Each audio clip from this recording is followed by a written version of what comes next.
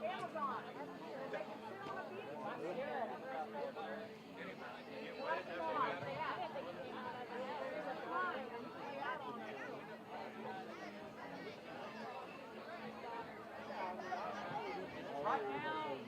Right now, 30 minutes. Yeah, the last. This one says Braun type. So I don't know. I like it. Put back in there. I was wondering if I was going to get a trick smile or not. How are you doing? How are you doing? You announcing again today? Try my best. Actually, you know what? I'm not announcing. You know what I'm really doing? I'm doing advertising. Because I have so many advertisements. Oh no, what makes you So where are you working? What? Where are you working? Not yet. I'm running lawn service right now. Fixing to put in some applications. So what was your graduation? What? So where are you working? Moog and the EMC and American Power and maybe Panthers.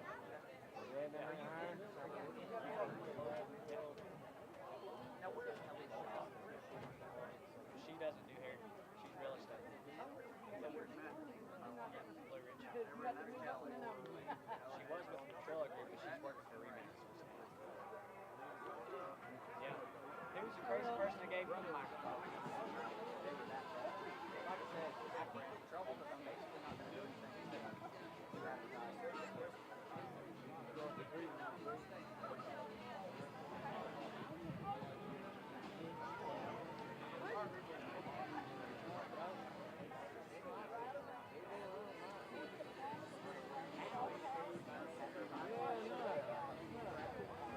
She may put out grass seed and hay. I don't know how to Getting good ideas.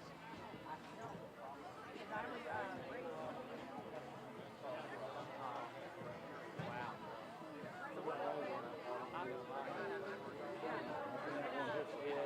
Right across from Beaver's Road. We've been there since March. No.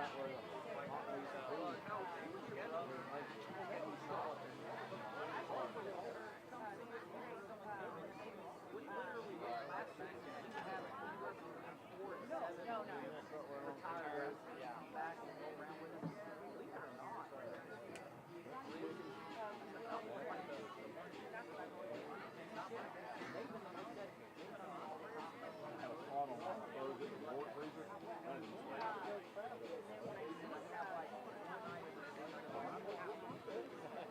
They don't use that work freezer, he said. They're just like that.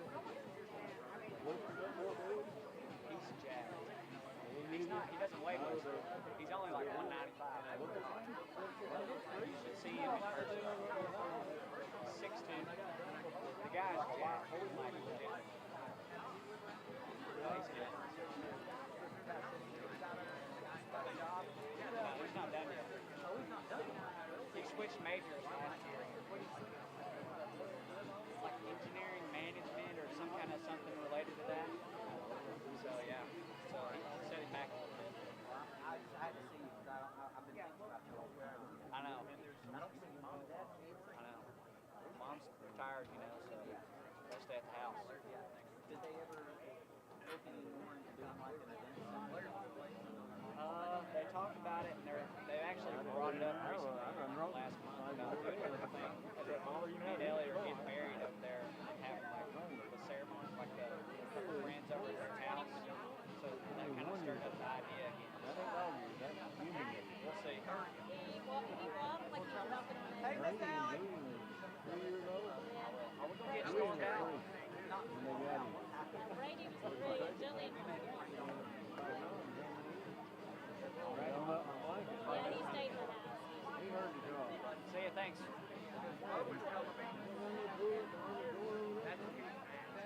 They've only got one engineering spot. They've got some Asian dude there.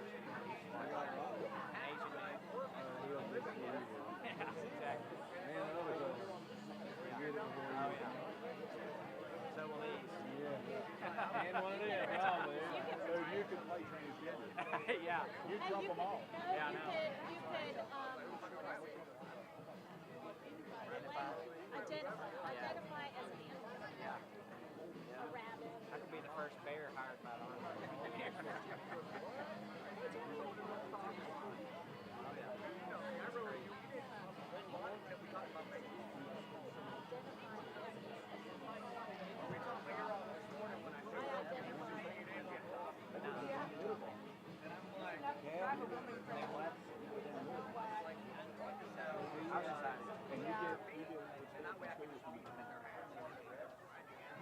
I'd be gone. I'd be gone. Can you imagine back whenever you were in school if they'd have done that? They'd have never showed their faces. No.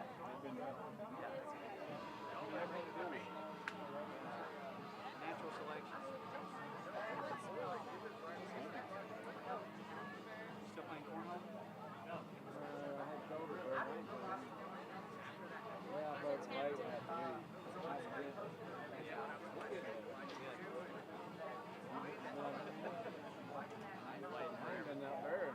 I don't think anybody gets hardly like Cole and Doug and Dale and Dale and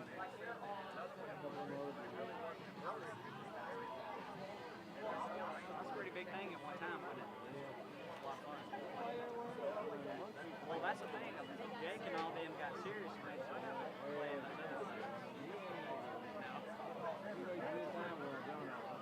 Football at the top of the state. Union County football is back again. We are glad to be a part of it too, as WJRB, once again, the exclusive voice of our Panthers in 2022. Jeff Batten joined by Spencer Mathis. Will bring Spencer into the broadcast in just a second as we get ready for the Fannin County Rebels to come to town.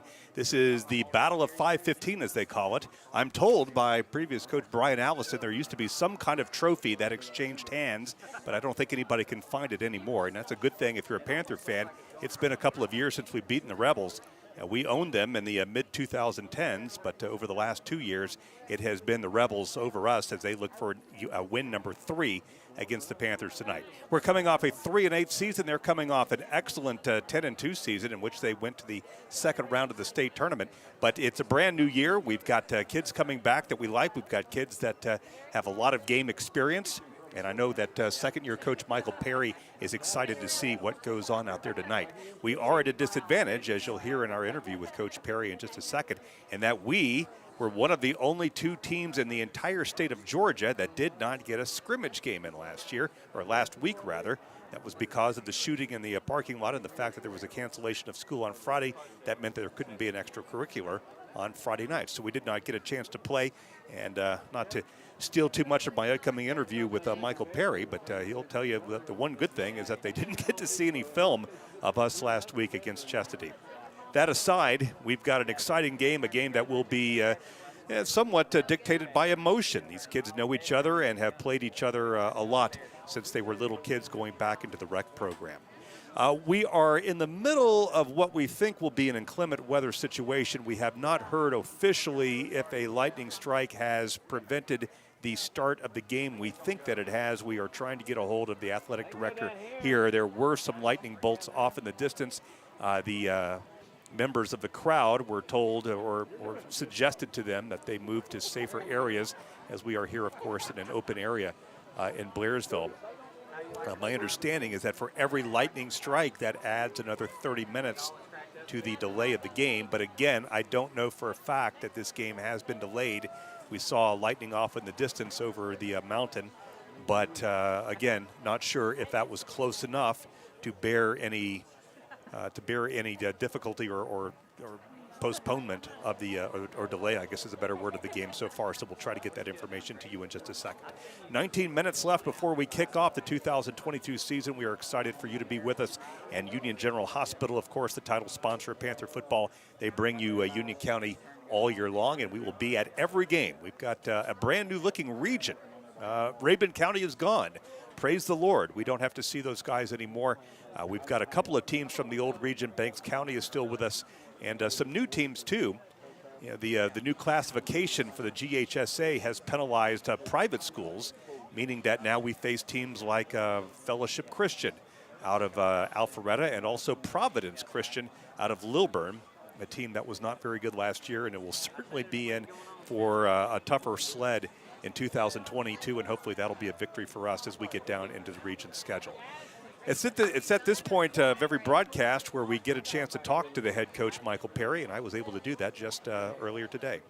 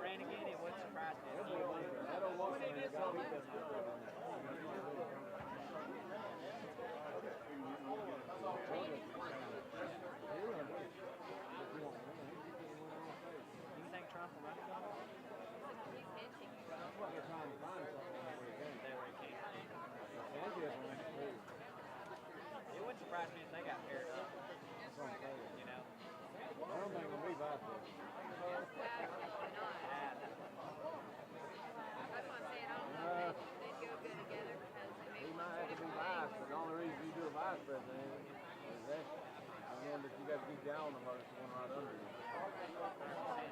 And you see what the vice president's doing now against the president. He's going to run those. That'll be terrible. He won't get run. You think I'll run for president?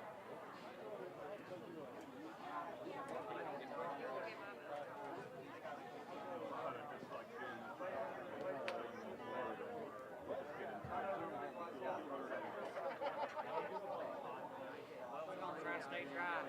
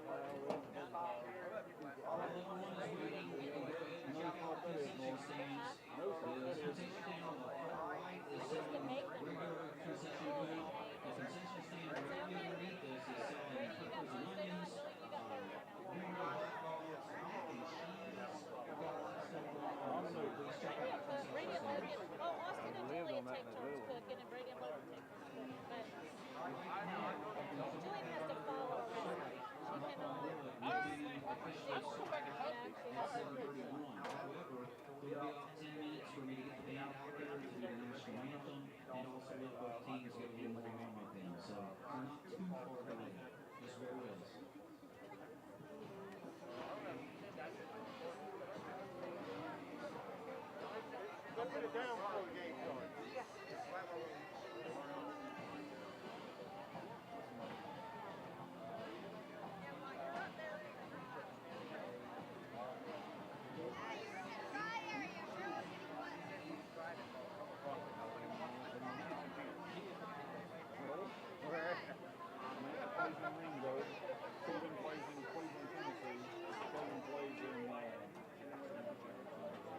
Who's riding?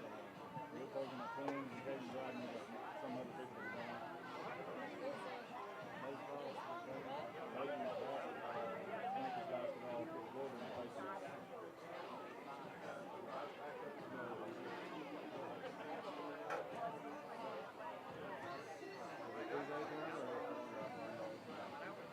At least I think it has a little bit. I don't know if it is or not.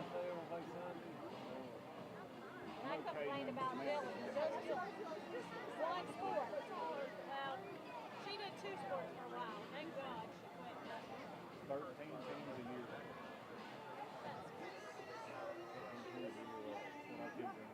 Between school ball, all All the of them travel together. ball. What is Caden gonna? Is he gonna play all three? He said next year he might not. Come out and put.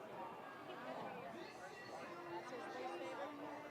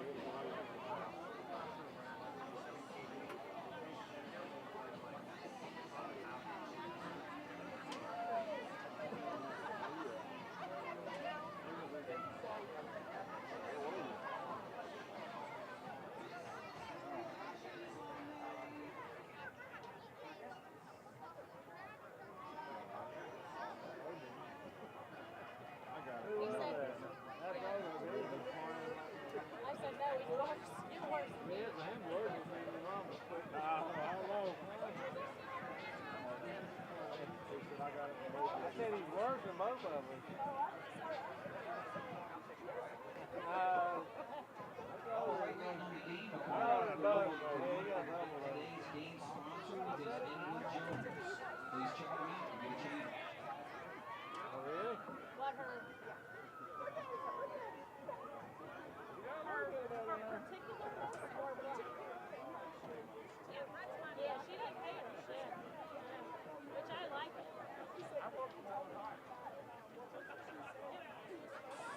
Welcome back, Panther fans, as we get ready for week number 1, 2022 regular season. It's our Union County Panthers hosting the Fannin County Rebels down in Blue Ridge, and we are glad that you're with us. You can listen over the air at 95.1, also WJRBradio.com, and this might be a good time to download and install the free WJRB app where you can listen to the station on your streaming device. Jeff Batten and Spencer Mathis, who's going to be my wingman this year. And Spencer, you have been around this program for a couple of years. You were the PA guy, so you certainly know how to pronounce the names over the last couple of years. And, of course, every year we've got a brand new crop of kids that come in. Who is looking to contribute right off the bat? Well, the top 3 players that I have looking to contribute in week 1 for Union County: Wilson Walker, returning defensive back / wide receiver. Also, a new quarterback in town for Union County, and Caden Tanner. And then, of course, we have a replacement at kicker after Kyler Robinson graduated and went off to college to kick.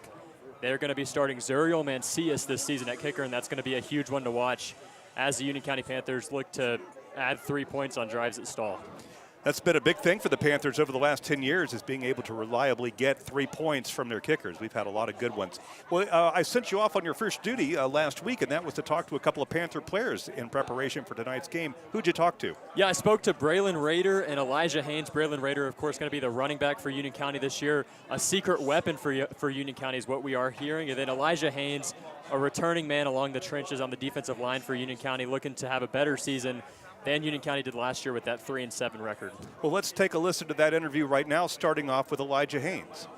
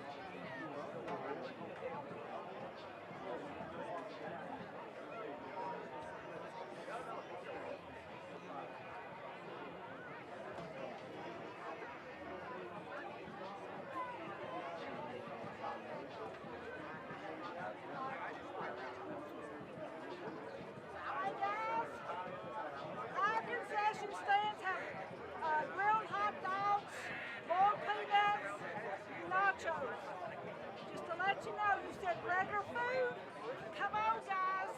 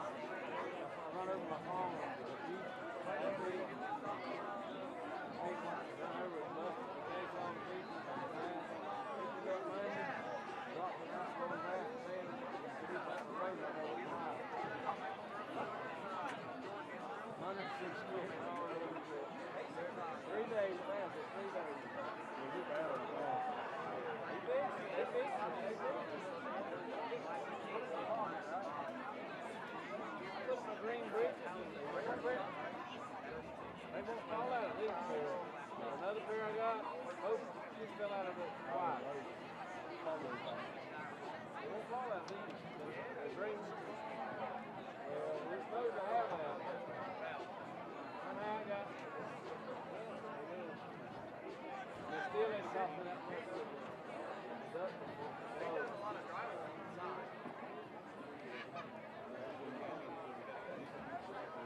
Yeah, after 3 days.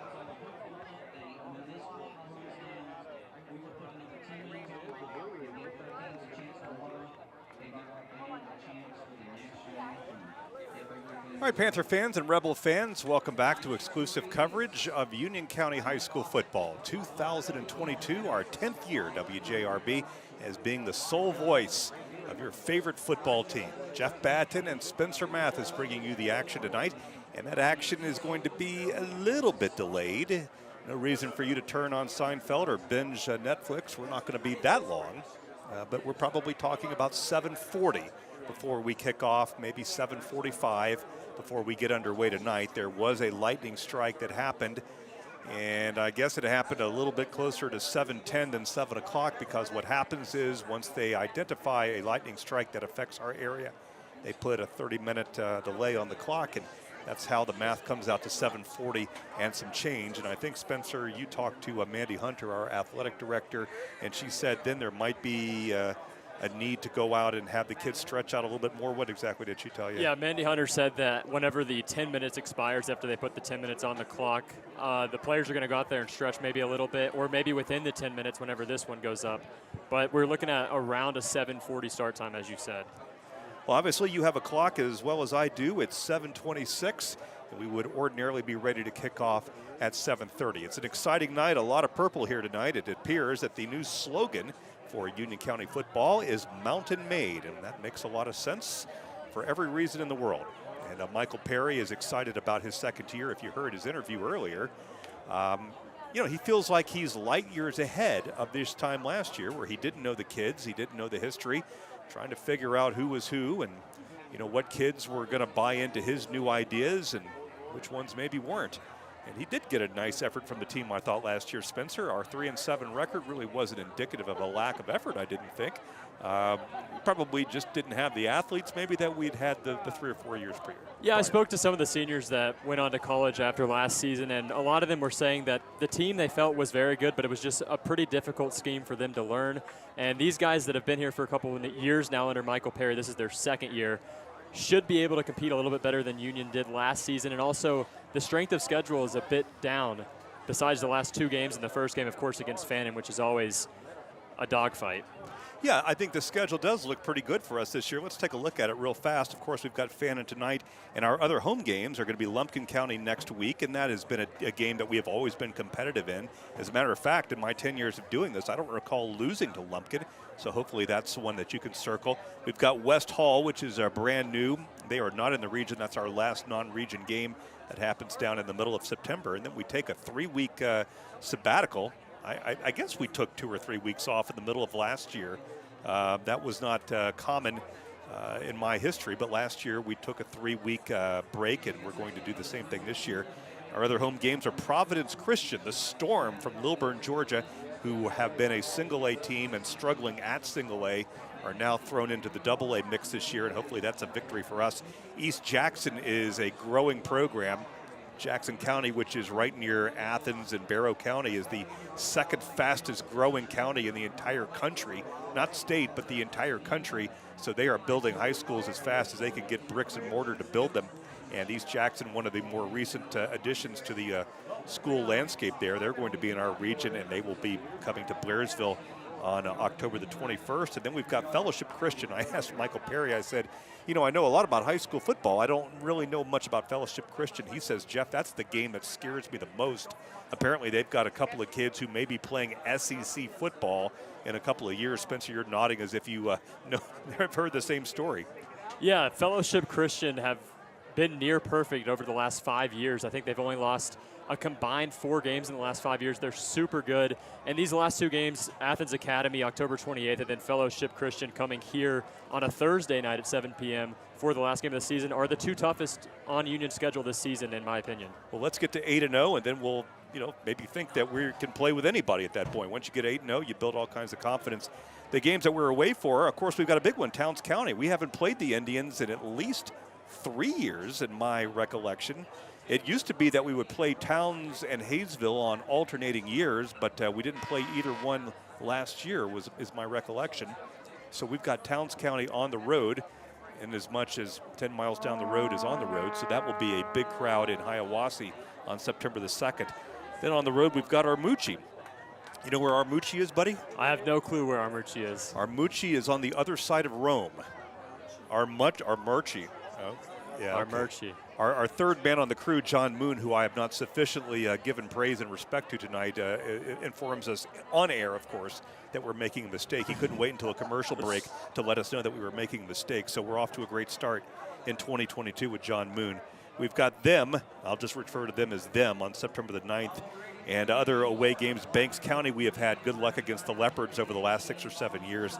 And then, as Spencer told you earlier, it's Athens Academy, which is a dynamo program, and out of Athens, they were killing Towns County. I mean, even the Towns County teams that were competitive, I mean, they were naming the score on them, and I imagine that they're going to be the class, along with Fellowship Christian, of AA this year, Spencer. And I do like how the Union County football schedule is set up. I mean, the middle of the games for Union County are all winnable games, depending on if they can compete versus Fannin, which of course they will. But these last 2 games before playoff contention, if they do make the playoffs, are going to get them set up against the best competition that they're going to be facing. Maybe even in the playoffs, these guys that they're facing aren't going to be as good as Athens Academy or Fellowship Christian. Those are 2 top-tier teams.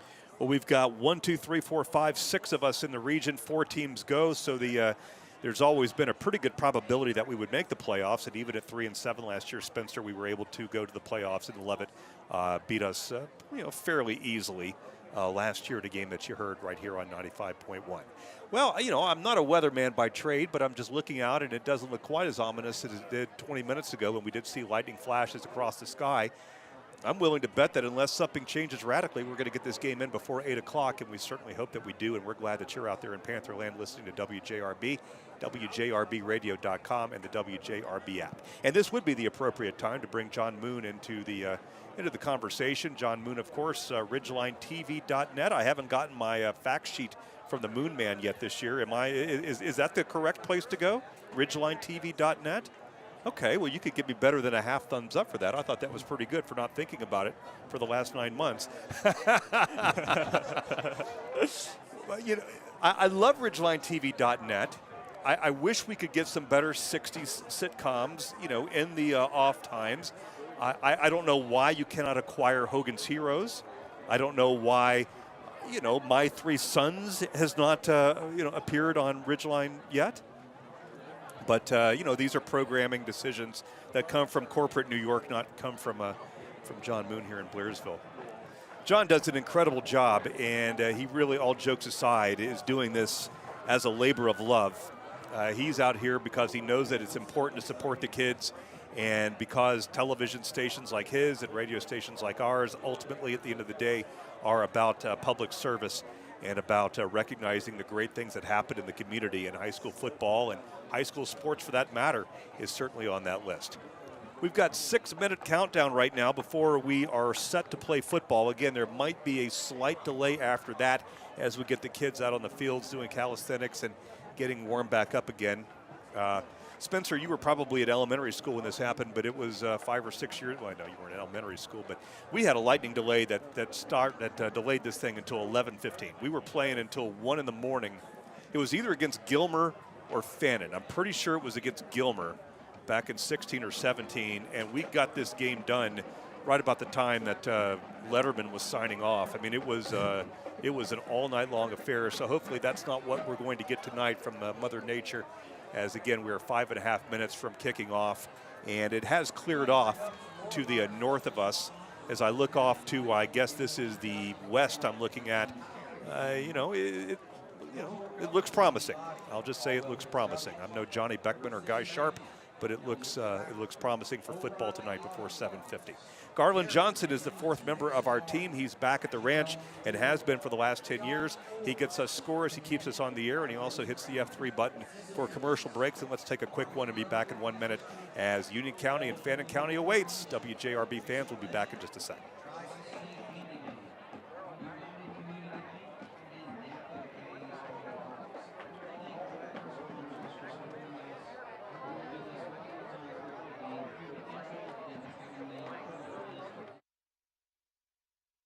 Broadcasts of Union County Panther football brought to you by Nelson Tractor Company of Blairsville.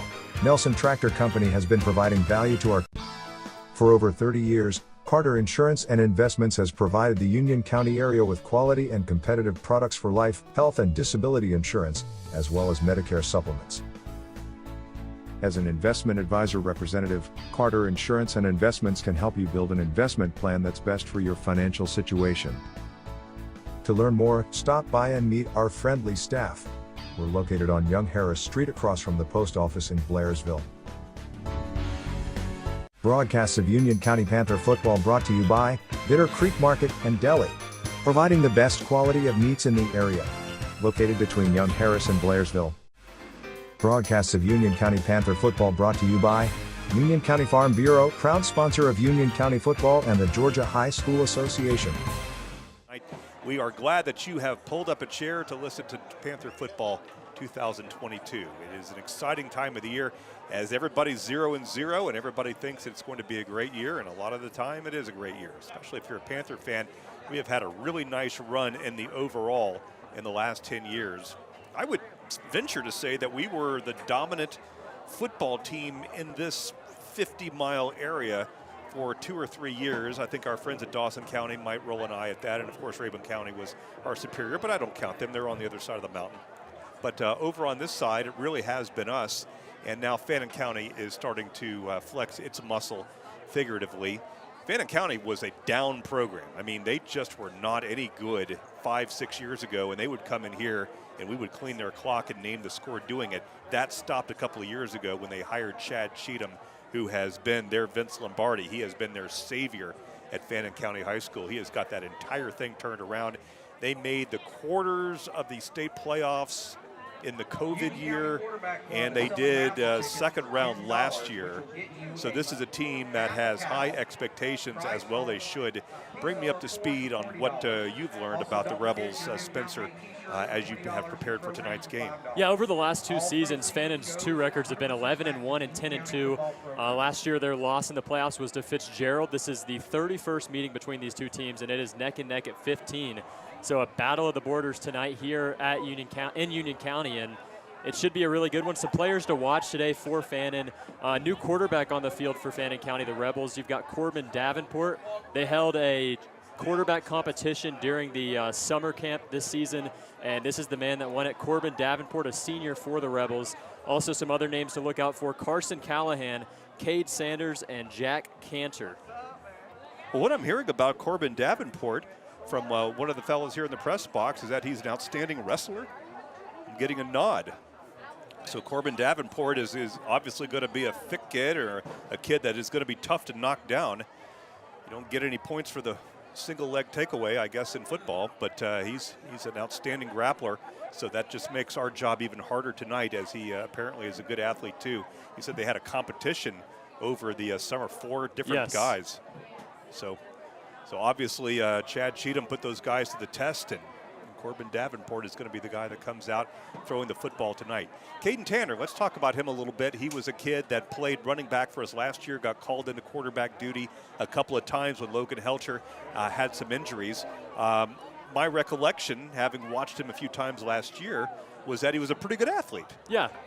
He scored 2 touchdowns versus Murphy last season. I think he went 5 for 9 rushing the ball, the only 2 touchdowns that Union County scored in that game.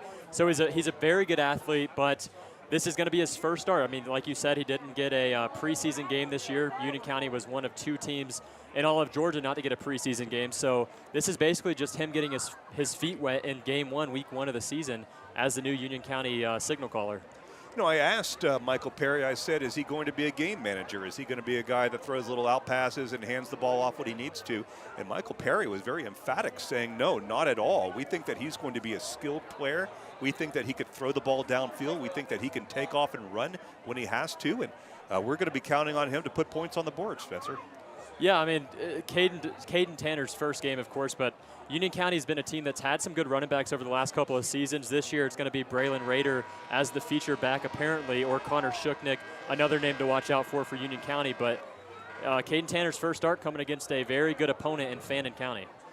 Well, the clock has hit 0, but we don't have any sign of referees or players, which would tell me that we are still several minutes away from starting up this football game. The fans, for the most part, are back, and it's Umbrella City right below us. The student section is full. A lot of cowboy hats and umbrellas down there, and everybody anxiously awaiting the beginning of the season.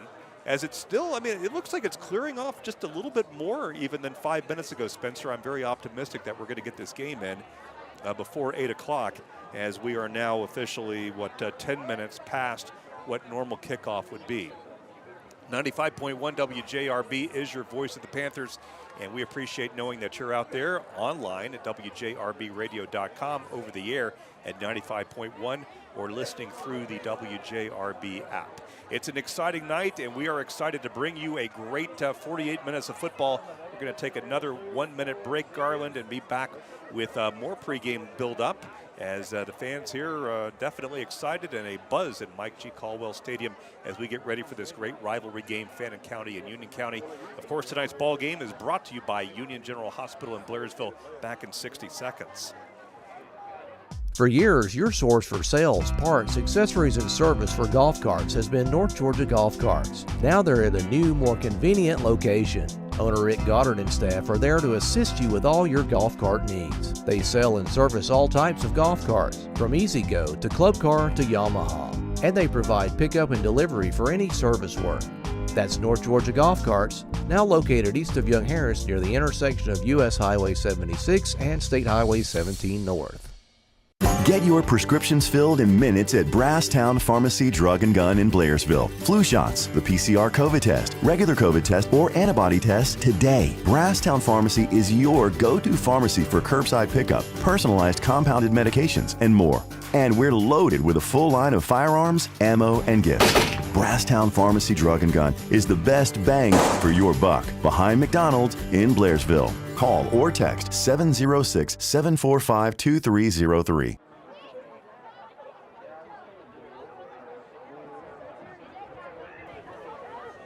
All right, Panther fans, we're back again, and it continues to clear off a little bit. Can't tell if that's light rain off in the vista right there or not. Looking back toward 76, it doesn't look like it is. Got some smoke coming off the mountains, but that's pretty typical for this time of the year. As I've mentioned before, we get a lot of rain on opening night. It doesn't matter if we're here or there. There's just something about the late August Friday nights where Mother Nature tends to wreak havoc. Not as bad as my friend Ray Cook at Brasstown, Tri-County Racetrack is what I'm trying to say, up in Brasstown, North Carolina. I mean, it seems like their Friday night races, and just the rain finds them every single time. So he can appreciate what we're going through right now. We just have bad luck, it seems like, in late August. The clock still says 12 minutes. There's a video playing, a hype video. We've got the entire aluminum stands are full of people in parkas and ponchos, and they've got umbrellas over their head, all in purple. We've got the kids down in the kids section, in the student section down by the 30-yard line, and they're jumping up and down, ready to go. Fannin County, as you might expect, has brought a pretty good crowd on their side. They're in their blue and their white, but I haven't heard Dixie yet. I'll know that the Rebels are ready to play when I hear Dixie coming out of their band to get ready for this football game. There are some folks that are now talking to, I think, administrators here in the press box, trying to get a handle on when this game is actually going to start, but we just don't know. I'm looking at the referee. You figure he's the smartest guy in the press box, and he's not telling me anything at all that's useful. I know several of you are asking. We are under another Hang on one second. Delay. All right, we're under another weather delay. The okay. And I don't know if that weather delay means 30 minutes on top of what we're at right now. Let me see if I can get a handle from the PA announcer. Did that indicate that we're another 30 minutes? We were done with the 30 minutes. Are we now into another 30? So we're minimum 8:10, 8:02. 8:02 is the official time. Okay. Garland, what we are going to do now, my friend, let's see, what time is it? It's 7:44. I would like for you, Garland, as nimbly as you can, sir, to go back to the Michael Perry interview. Certainly there are people that are joining us now that were not able to hear it in our first pregame, so I'm going to give you a second to get back to that section. 16 minutes have now been put on the clock. 8:02 is now the official start of this football game after there was another lightning delay. When it happened, where it happened, nobody told me. I sure didn't see it. Although I guess, are we starting to get some mist here? My eyes are 55 years old, Spencer. Yes. Are we getting some mist out here? Yeah. Now, we're not worried about rain. We could care less about rain. We do care about lightning and thunder. And apparently somebody saw it, or it registered on the recording equipment. So having vamped to that extent, we're going to head back to our Michael Perry interview where we get a chance to talk to the head coach every week. And here's what he and I discussed earlier today.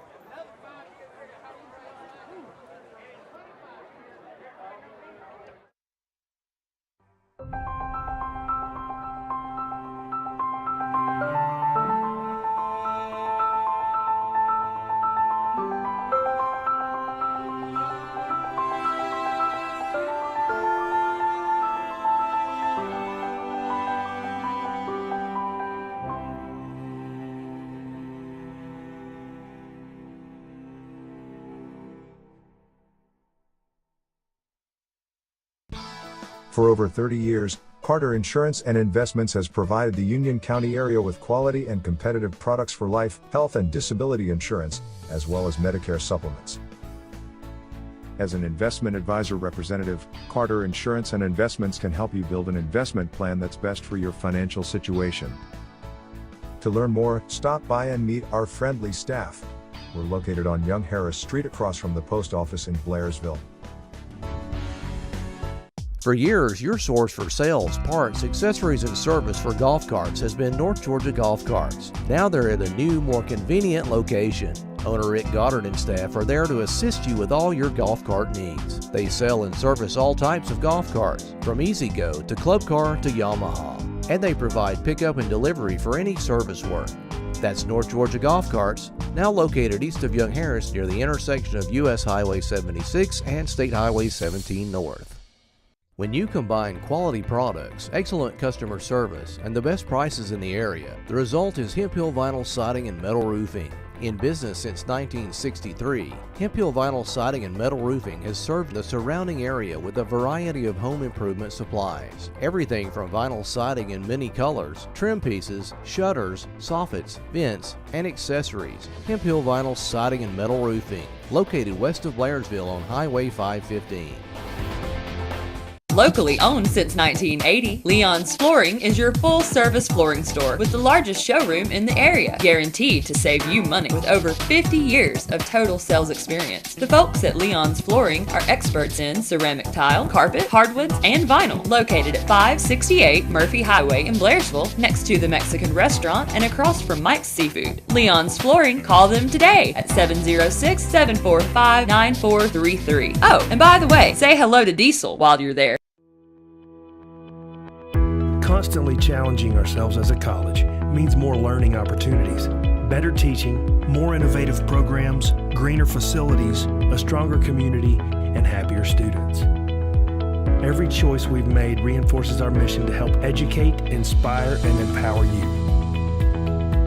Young Harris College. This is the place where your future unfolds.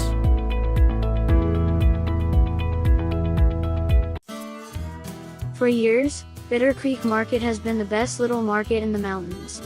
Now they're even bigger and better with additional room for specialty foods, vegetables and frozen foods. But don't worry, Bitter Creek Market still has the best selection of quality meats in the area. Their professional butchers prepare the best cuts of meats daily right on site, and Bitter Creek Market grinds their own sausage using only quality cuts of meat. For the gourmet cook, Bitter Creek Market has a wide selection of high-quality food items. And don't forget Bitter Creek Market's deli. Stop by for freshly made sub sandwiches and pork barbecue smoked right on site. They even have homemade potato salad. And they have picnic tables by the creek for your dining convenience. Bitter Creek Market is open Monday through Saturday. Come by and see the friendly staff today. Bitter Creek Market, the best little market in the mountains.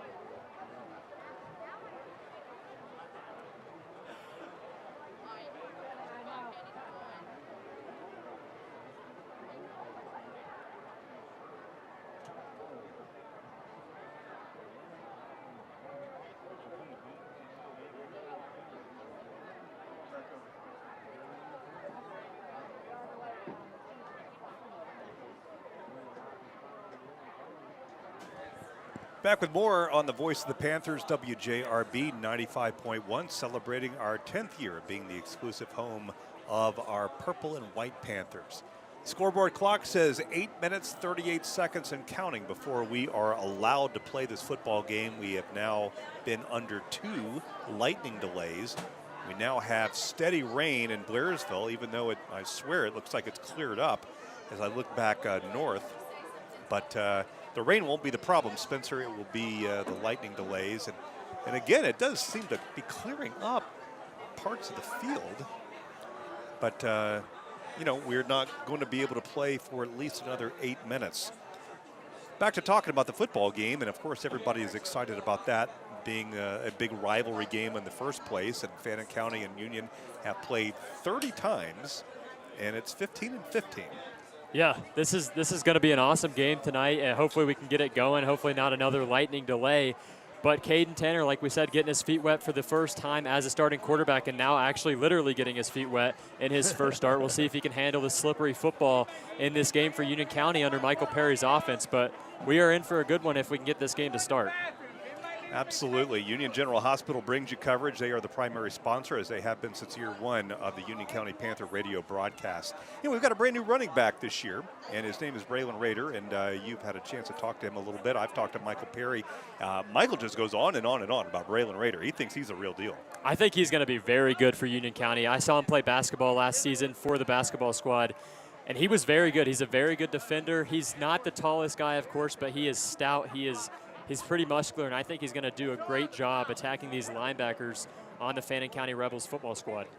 It has been a long time since we have had a big hulk of a running back. I mean, I've got to go back the entire 10 years before I can think of a kid who you could give the ball to on 4th and 1.5 and have a pretty good idea that he was going to get the yardage.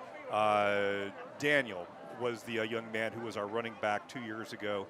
Was it Josh Daniel? Jonah Daniel. Jonah Daniel was a really good running back for us. He was not a big kid at all. I don't think he was more than 5'7" or 5'8", thinking about it, but he was very quick and elusive, and he was a tough son of a gun. And maybe Braylon Rader is very much like him, Spencer. And under Michael Perry, the Panthers are, of course, going to be more of a pass-heavy team, is at least what you think they're going to play. But maybe Braylon Rader changes it a little bit for Union County, and we see a more run-heavy, especially in a night game where it's going to be raining and Tanner's first start going on at the same time. Well, let's keep the focus on Braylon Rader. I know that you had a chance to talk to him, and also Elijah Haynes, who is our starting nose guard, as they get ready for tonight's football game. And Garland, let's take a listen to what kind of conversation our Spencer Mathis had with those two young men. For years, your source for sales, parts, accessories, and service for golf carts has been North Georgia Golf Carts. Now they're at a new, more convenient location. Owner Rick Goddard and staff are there to assist you with all your golf cart needs. They sell and service all types of golf carts, from E-Z-Go to Club Car to Yamaha. And they provide pickup and delivery for any service work. That's North Georgia Golf Carts, now located east of Young Harris near the intersection of U.S. Highway 76 and State Highway 17 North. Get your prescriptions filled in minutes at Brasstown Pharmacy Drug and Gun in Blairsville. Flu shots, the PCR COVID test, regular COVID test, or antibody test today. Brasstown Pharmacy is your go-to pharmacy for curbside pickup, personalized compounded medications, and more. And we're loaded with a full line of firearms, ammo, and gifts. Brasstown Pharmacy Drug and Gun is the best bang for your buck behind McDonald's in Blairsville. Call or text 706-745-2303.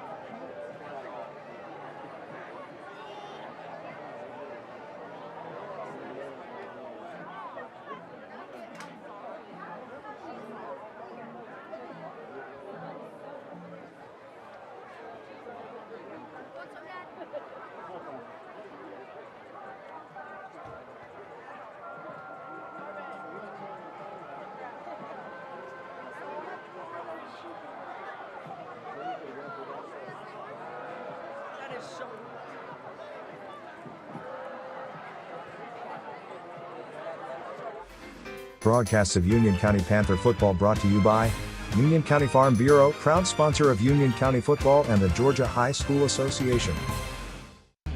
Blue Ridge has a new surgical office that you can count on and trust. Union General Surgical Associates. Board-certified general surgeon Dr. Clifford Thompson has joined Union General Surgical Associates and brings over 30 years of medical experience, along with a passion and commitment for helping his patients.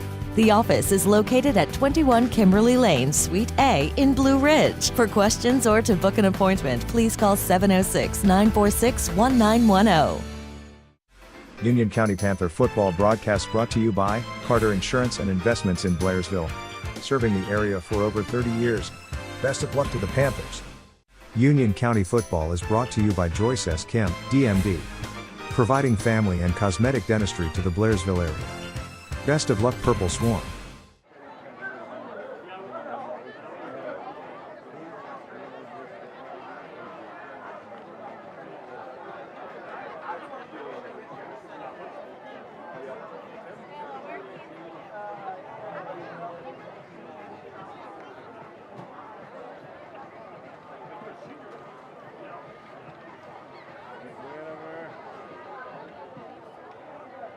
Cross your fingers.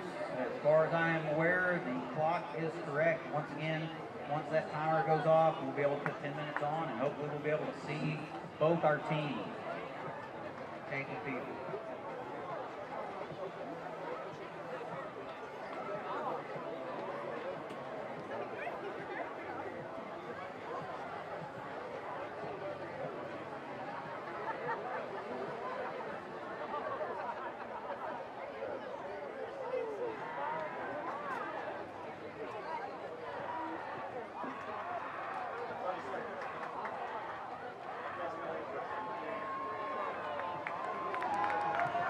Yeah, let's give him a hand. We want to see that. We want to see this game get started.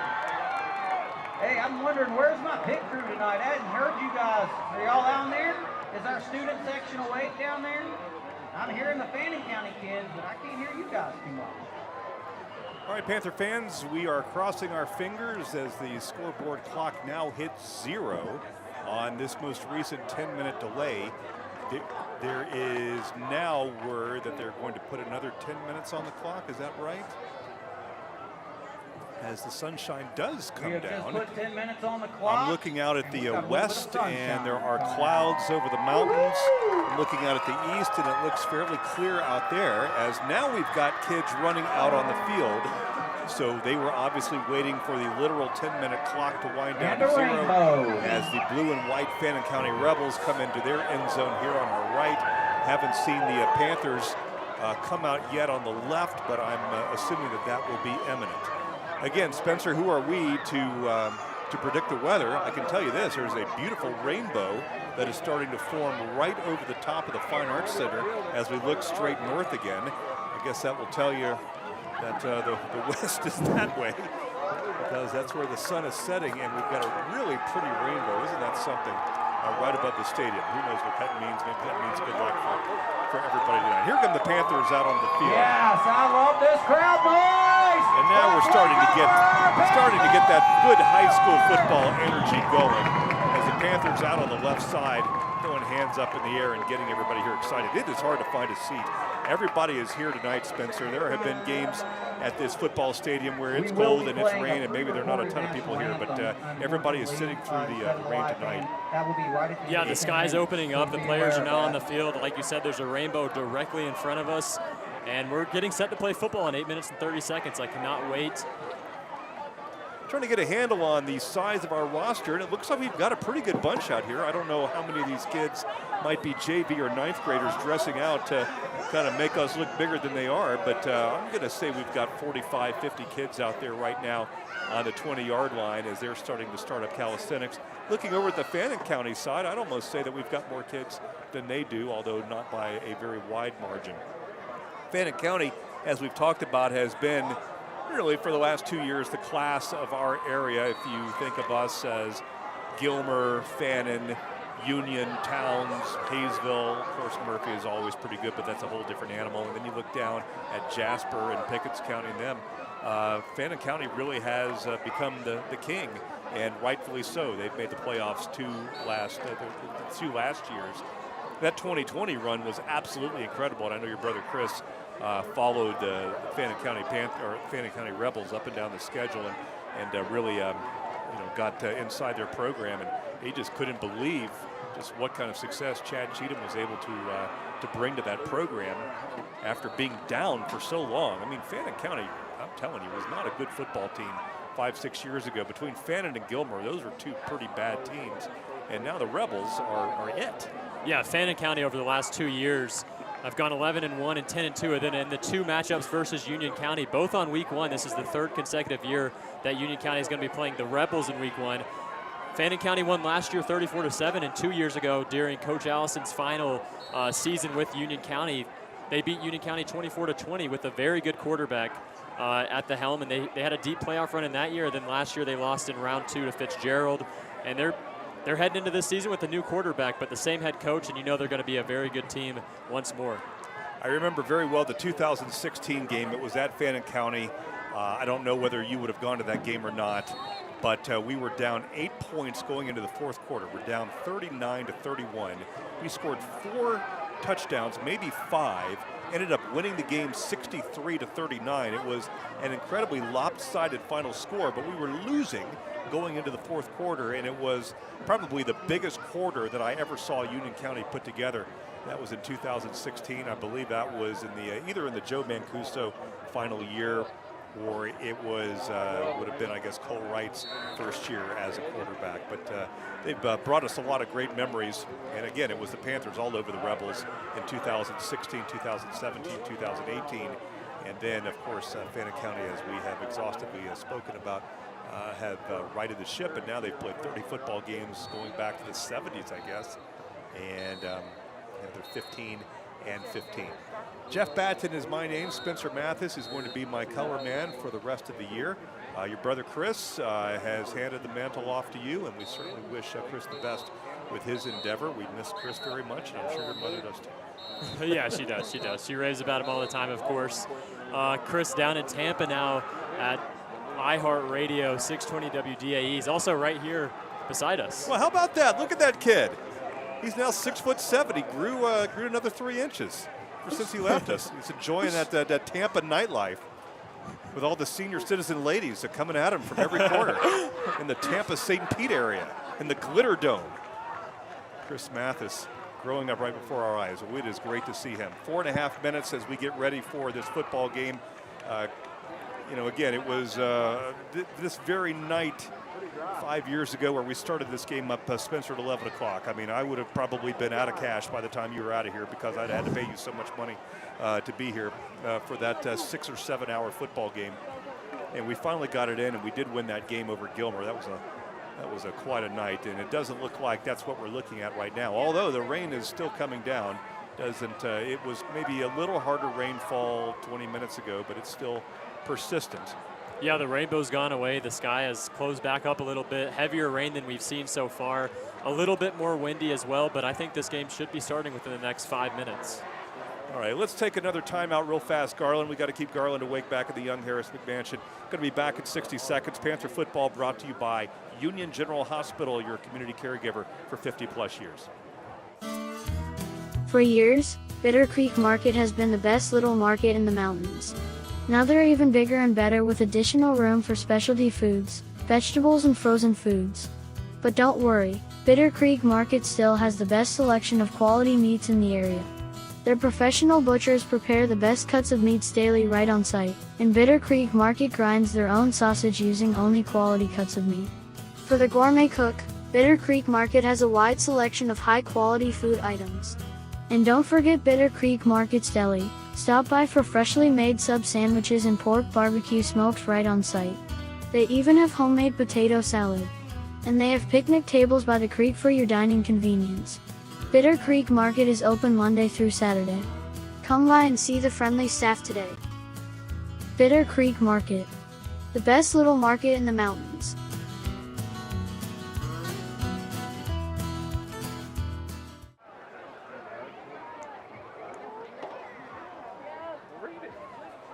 Just a couple of minutes away before we presumably resume the beginning of this football game, or actually get it started. Panthers and Rebels, the battle of 5:15, kicking off tonight. The high school football season all over the state, and I'm sure it's not just us having problems over the mountain in northeast Georgia. I know that they're probably dealing with the same weather too, and there are going to be a lot of sports writers on late deadlines tonight, but that is the hazard of our business. Jeff Batten and Spencer Mathis, John Moon with RidgelineTV.net, documenting the ball game visually, and we are glad to see him too as he continues to give back to the community through his video efforts. Spencer, we've got a couple minutes before we get going again. Fannin graduated a young man, Seth Reese. Your brother Chris was reminding me that Seth Reese was an outstanding tight end who ended up becoming a quarterback also.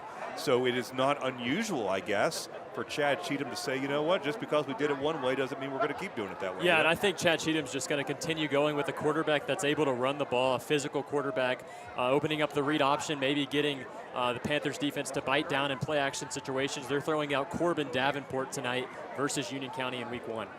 Well, one thing that Michael Perry told me in our 2 times together, he says, Jeff, that the area that I'm most happy and optimistic about is our offensive line. I can remember a lot of preseason conversations with Perry and Brian Allison over the years where they will confide with me and say, oh, geez, Jeff, well, our line's got a long way to go, but not the case this year, as Michael Perry very high on the Panther interior offensive and defensive line. Now we're seeing the Panthers jumping up and down in the left side end zone.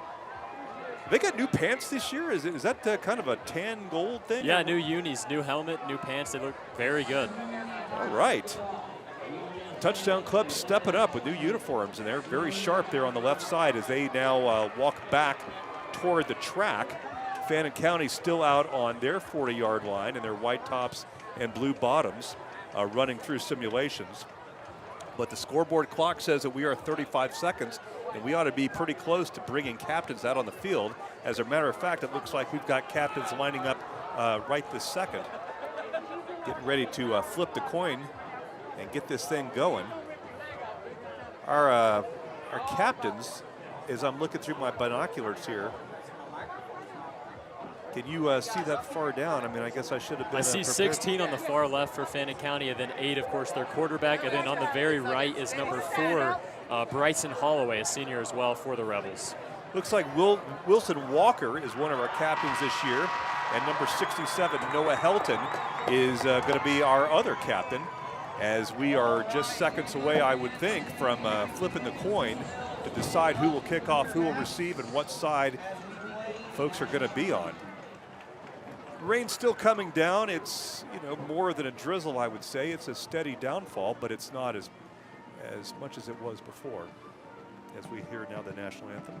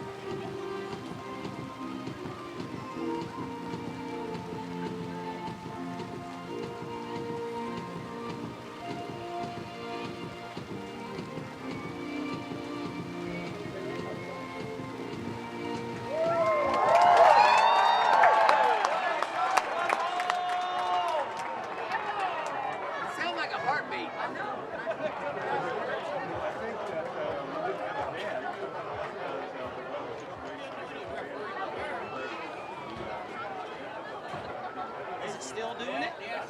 Just sound like not now. Guys, anything wrong with having that? I'm trying to ref them up yonder.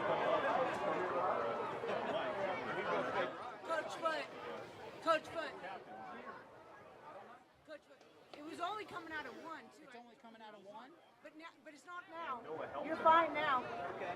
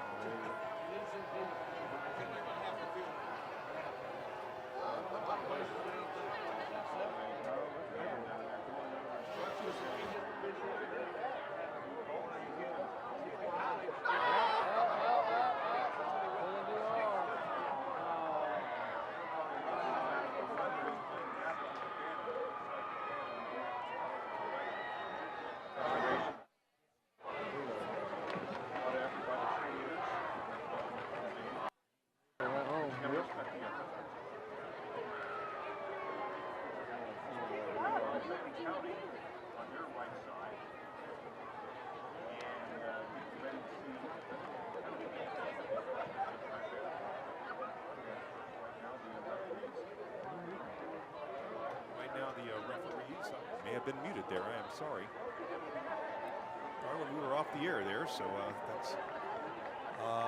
So let's see. Let's reset it. We've got captains now running back to their respective sides, and you may have missed me say that the banner fell apart for Union County. So now the players will have no banner to run through because the water made it inoperable. But we're getting ready to go as the referee's now in the middle of the field. And we've got some smoke, and here come the Panthers.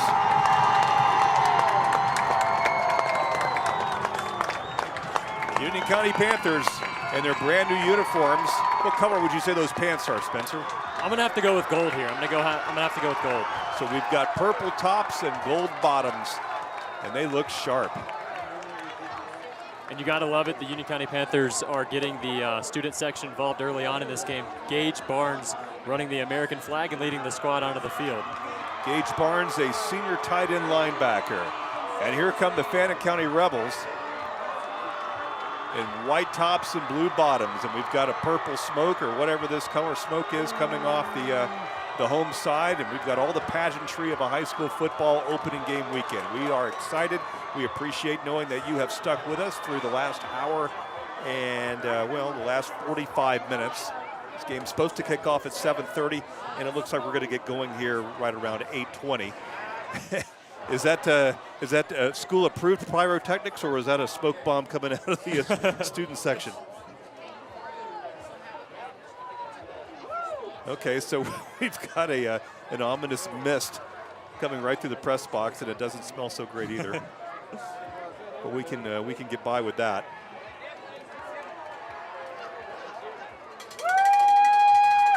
Well, it appears that Fannin County won the toss. I'm going to guess they won the toss, Spencer, and they are going to defer to the second half, as we will take possession first. And back to return for Union County, Griffin Young and number 12, Jensen Goebel, to get the 2022-2023 season underway. Seconds away from football, ladies and gentlemen, and we are into the season. Kickoff high and deep and taken right at the 1 yard line. He's going to run it out, and he's up over the 25 yard line, breaks a tackle or two, 30, 35 yard line. That's Jensen Goebel with an exciting return. He brought it from right out of the end zone to the 29 yard line. It is possible that they changed the rules about bringing the ball out of the end zone, because it wasn't that long ago that if it hit the end zone at any part, it was a touchback. You didn't have the option of running it out. But that either I missed where the ball landed, or that is no longer a rule, because it looked like to me that he took it out of the end zone. Nonetheless, we've got the ball at the 29 yard line, and our quarterback, Caden Tanner, getting ready to start off the first snap of the 2022 season.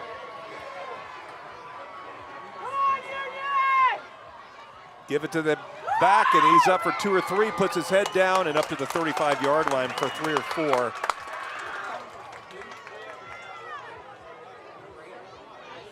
Number 34, Raider with a carry. And the first handoff of the season, Braylon Raider, the kid that Coach Perry and we have been discussing so thoroughly over the last hour and 15 minutes.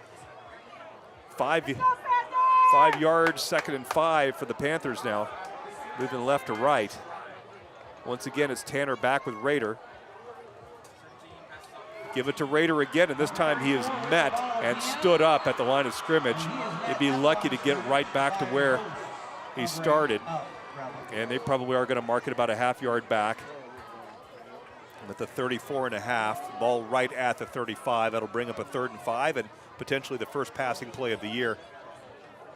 Yeah, nice push there by the Fannin defensive line. Rader on the first carry got 5. That one stood up, but that first carry proving to set up a good 3rd down and 5 for Union County. Griffin Young out here to the left. They're targeting him. Tanner with running room, 35-37, and he's hit out of bounds 3 yards short of the first down, and we're going to get a late hit as Fannin County a little too aggressive on their first defensive possession. They had us at 4th down, but unless there was something else, that looked like a late hit as the referee gets ready to, personal foul. Helmet to helmet there along the sidelines. We have personal foul on the Rebels, and this will bring up. So that will be at the very least a first down. And I don't know what consequences there are about helmet to helmet in high school, but that's definitely what that signal was, Spencer, as the referee now marking it off to near midfield, our 49-yard line. And a nice job there by Caden Tanner, at least keeping that play alive. A bad snap by the Union County center, and Tanner picked it up off the ground and ran and tried to get a first down, and luckily Fannin County handed one to him for free. All right, so 1st and 10, Panthers on the other side of the 50-yard line. Looking to march on the Fannin County defense. Shotgun snap. Give it to Rader again. Running hard. Knocking kids over the 40-yard line down to the 38. And another first down for the Union County Panthers. As we got a really good hole right over right guard and went over the top, and now we've got an up-tempo offense. No huddle. Ready to go. Tanner in the shotgun. Give it to Rader again. This time they're hanging on to him, and they slide tackle him down over the 35 to the 34-yard line. And the Panthers offense looking nice so far on this drive with Braylon Rader leading the pack on that play, a gain of 2, but the previous play ran over number 26 for Fannin County and Ian Light. First big hit of the season. First big roar for the Panther crowd when they saw Braylon Rader, the stout running back, the basketball player transferred or converted to football. Looking good so far. So 2nd and 7 now, and a whistle. And Union is going to call its first timeout with 9 minutes and 46 seconds left. We do run timeouts. We run commercials during timeouts. Garland back in 60 seconds here on WJRB with no score. Union County Panther football broadcast brought to you by Carter Insurance and Investments in Blairsville. Serving the area for over 30 years. Best of luck to the Panthers. When you combine quality products, excellent customer service, and the best prices in the area, the result is Hemp Hill Vinyl Siding and Metal Roofing. In business since 1963, Hemp Hill Vinyl Siding and Metal Roofing has served the surrounding area with a variety of home improvement supplies. Everything from vinyl siding in many colors, trim pieces, shutters, soffits, vents, and accessories. Hemp Hill Vinyl Siding and Metal Roofing, located west of Blairsville on Highway 515. Union County football is brought to you by Joyce S. Kim, DMD. Providing family and cosmetic dentistry to the Blairsville area. Best of luck, Purple Swarm. Broadcasts of Union County Panther football brought to you by North Georgia Golf Carts. Providing a full range of sales, accessories, service, and parts. All right, they're supposed to take 60 seconds during timeouts. They took 45 seconds there, so we missed the snap, but it was a good positive pickup from Rader up to the 31-yard line and tackled by Bryson Holloway of the Fannin County Rebels. And that's going to bring up looks like a 3rd and 4 as the first down markers around the 27-yard line. We are in their territory. We have had a nice first drive, punctuated by a couple of first downs, one off a very important personal foul penalty on the sideline that kept the drive alive. So here we go on 3rd down. We're going to fake it, and now Tanner's going to keep it himself, and he's up to the 30-yard line, and there's a flag back at the 35, which is probably going to be some kind of holding call against us. We needed to get to the 28. He did not get there. Yeah, and Fannin County so far in this drive playing with 3 defensive linemen. Union County running a lot of inside zone on the first drive to Braylon Rader. That time they tried to fake the handoff, and Tanner kept it and got right back to the line of scrimmage. I do believe that is going to be holding on Union County. You see a lot of holding, a lot of illegal procedure in the first game of the year, particularly when the team did not have the opportunity to play a scrimmage game and get some of the cadence things worked out.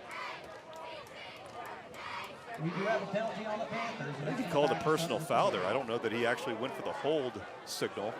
Either way, they're going to march it back against us and spot it at the 45-yard line of Fannin County, where it will be, they will take the penalty and it will be 3rd down. So 3rd and about 18 for Union with the ball at the 45. We got to get to the 27. And now it looks like Fannin may have jumped on defense. And you're going to, like I said, see a lot of that tonight. So the Panthers get 5 of that back.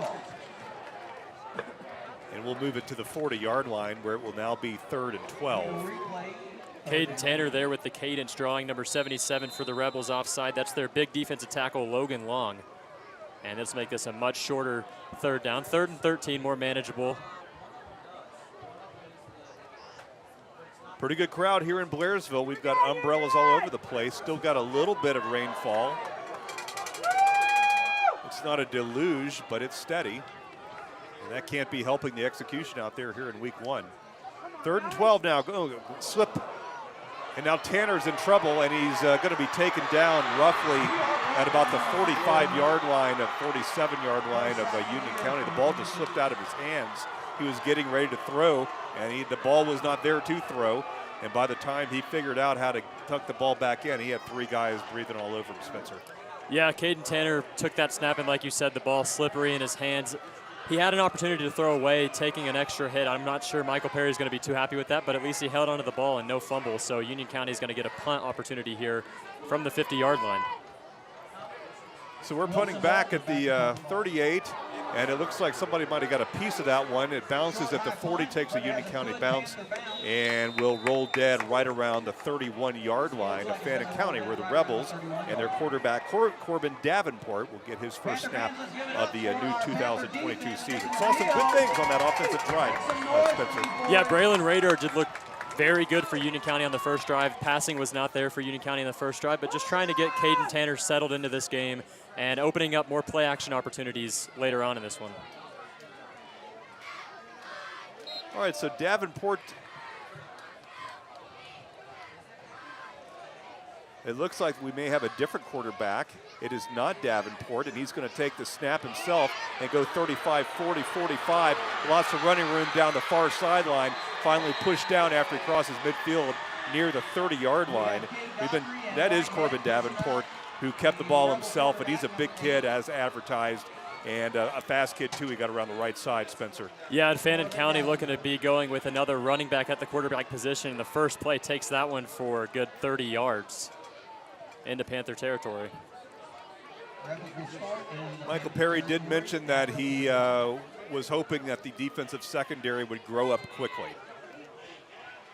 I think he was not exactly sure what sort of personnel he was going to have.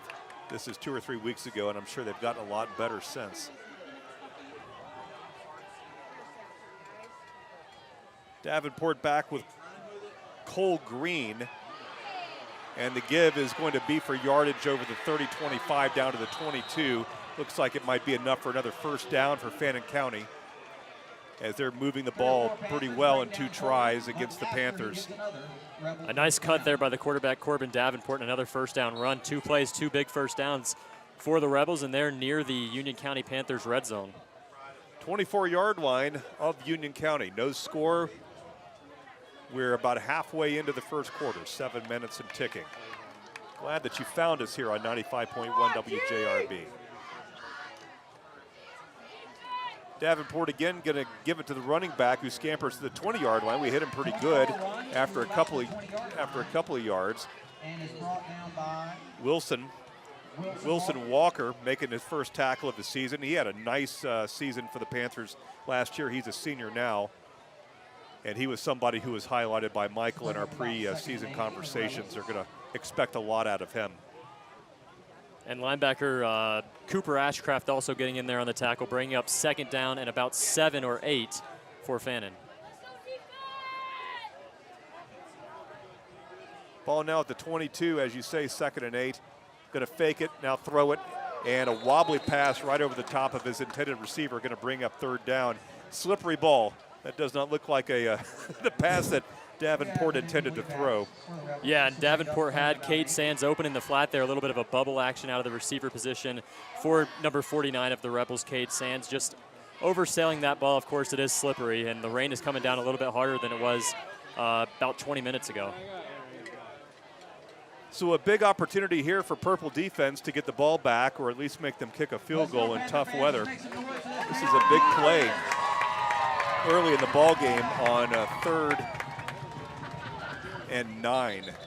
And now a whistle before the play gets underway. Don't see a flag.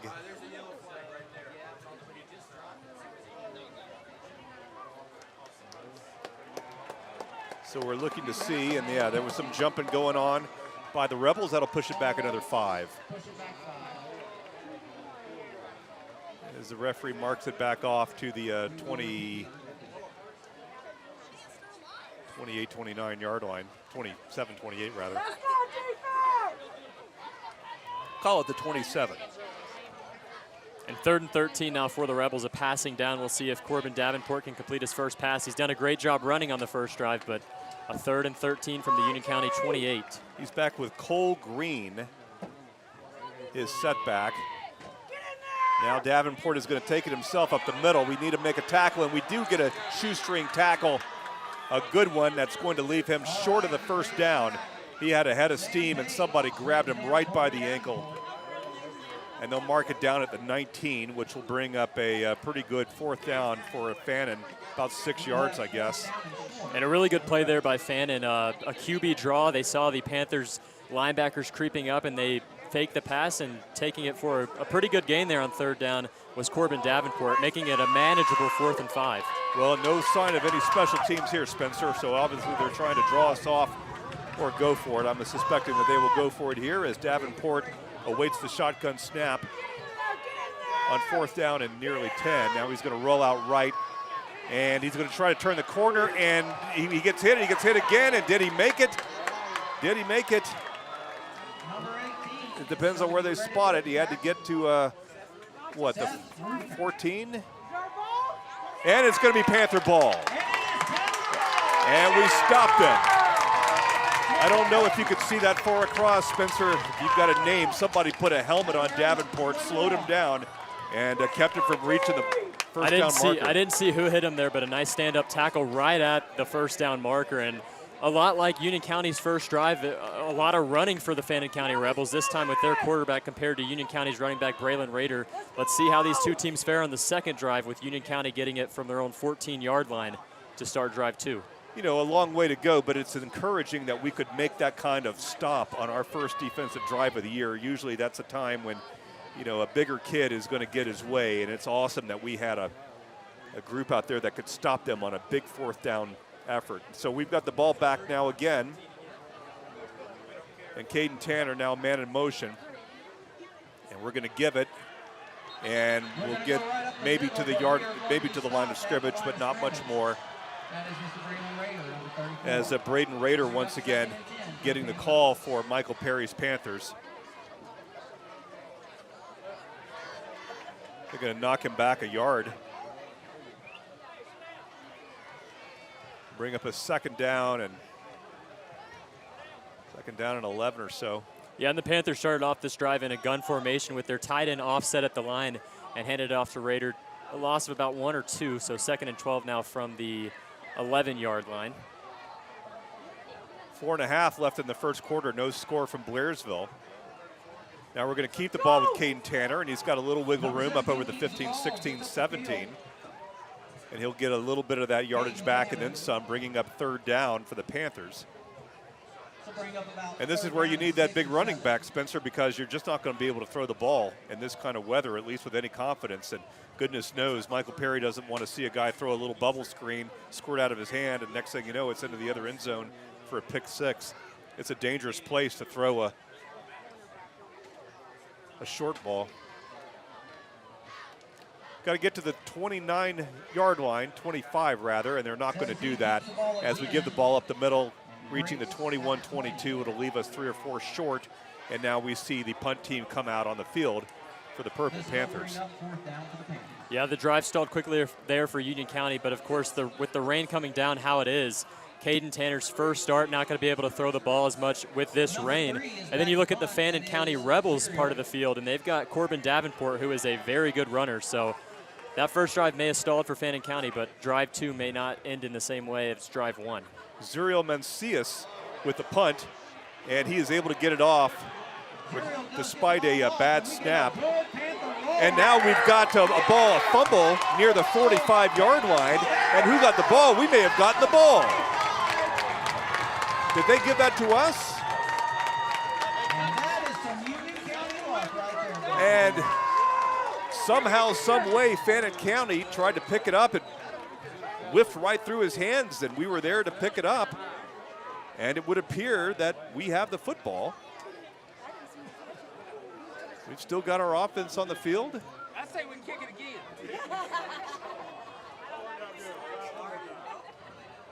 So we've got a little confusion, and now they're okay. So Fannin County came up with the football.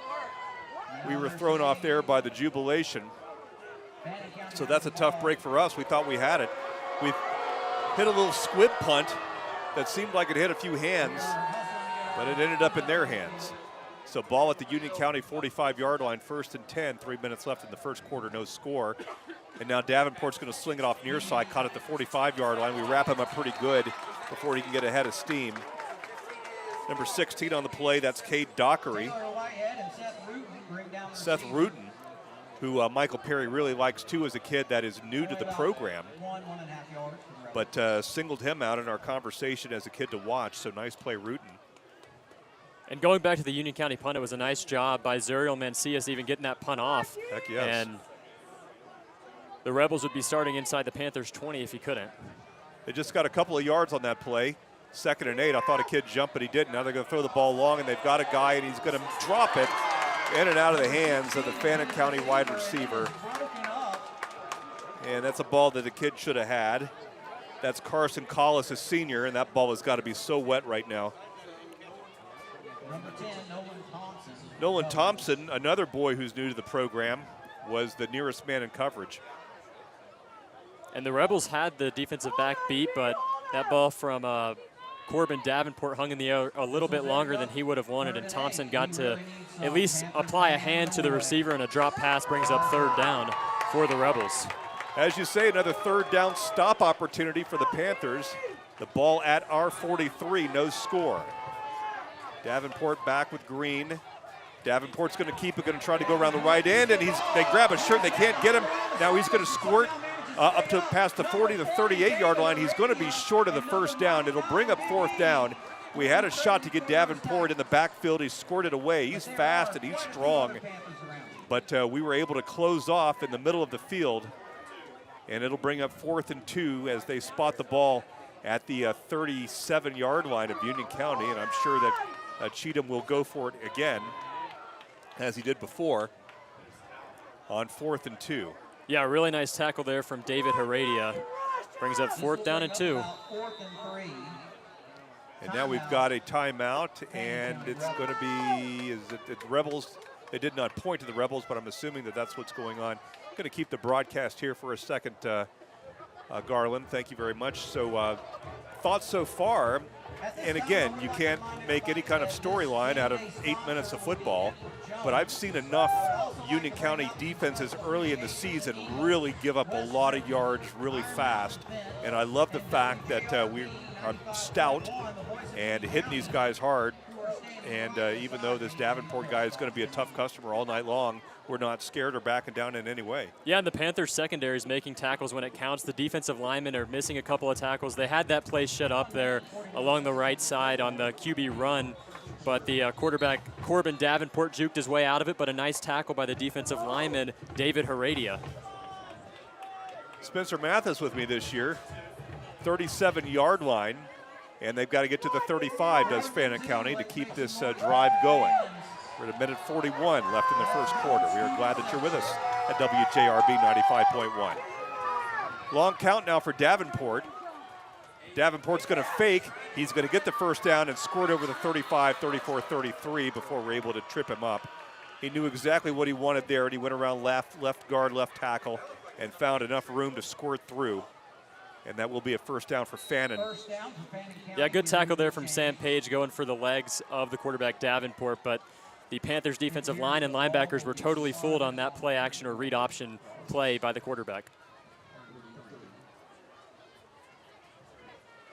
As you say, ball at the 33-yard line, a fresh set of downs for the Fannin County Rebels.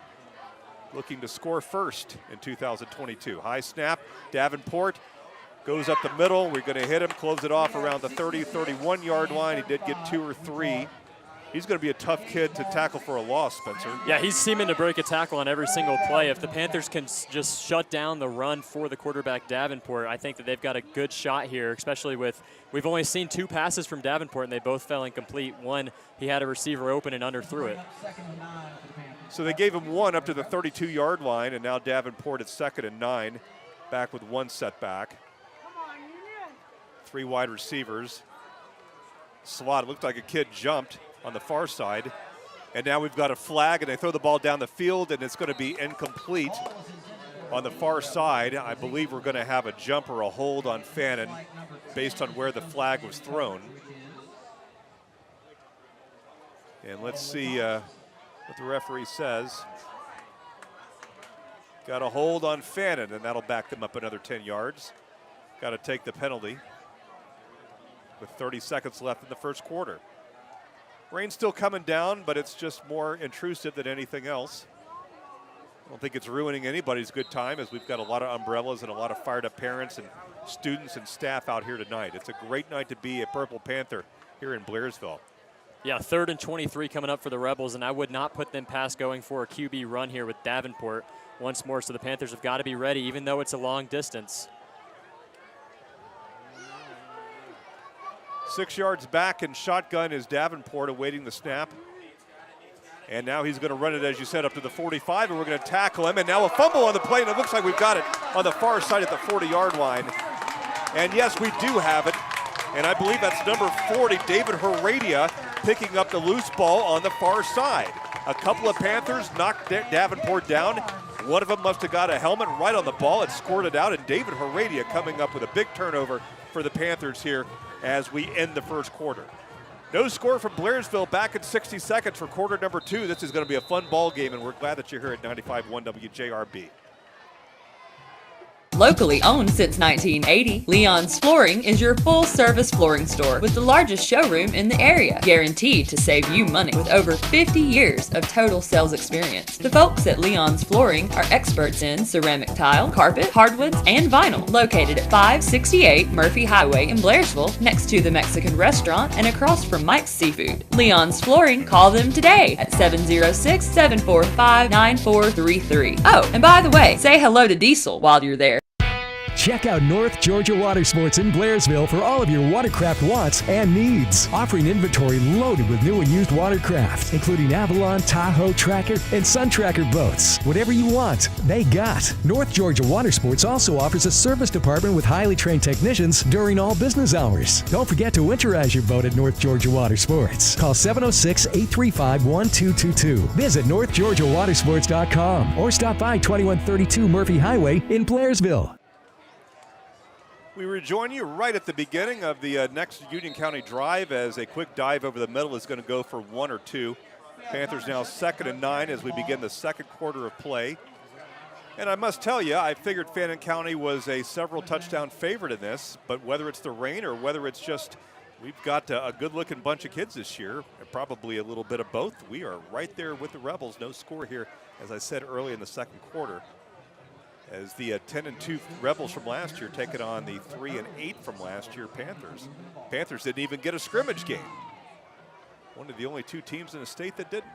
As the clock now ticks into the second quarter, 2nd and 9, Caden Tanner going to throw the ball out wide, going to be caught at the 40-yard line, getting back to the line of scrimmage, slung forward another yard or 2, going to bring up 3rd and long as we complete our first ball of the night.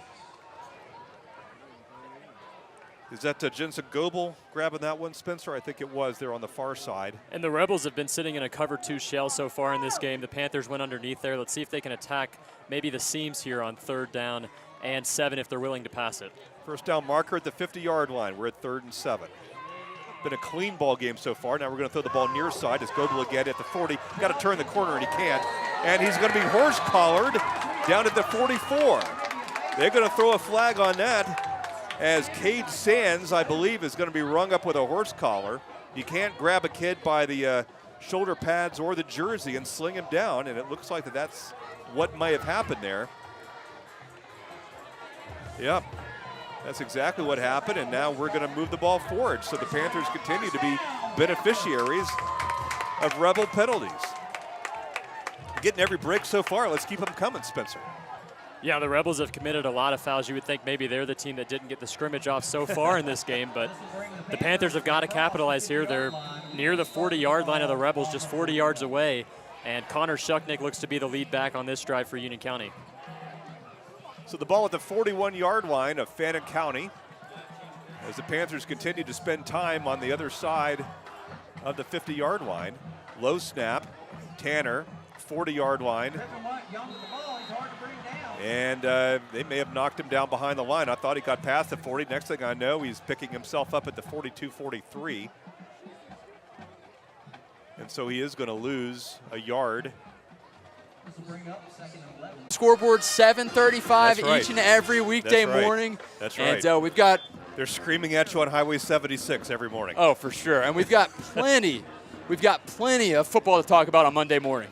Each of our local schools are playing tonight. Absolutely. All right, well, Chris, we have just now started getting the calisthenics and the warm-ups going on here as we begin the 3rd quarter to reset. We're down 7-0. It's Fannin County over the Panthers by a slim 7-point score. And if you're listening in Blue Ridge and Morganton and Mineral Bluff, when I say us and them, we are the Panthers radio station, but we are as big a Fannin County Rebel supporter as there is. Come Monday, for sure. Come Monday, that's correct, because we'll never have to play these guys again, other than this first game. I used to give Brian Allison a hard time. I was like, you won the 515 award, you get a trophy. He's like, yeah, there's some trophy somewhere. I don't know where the hell it is. Yeah, right. But, there's some kind of tchotchke for winning this game, and hopefully it's us.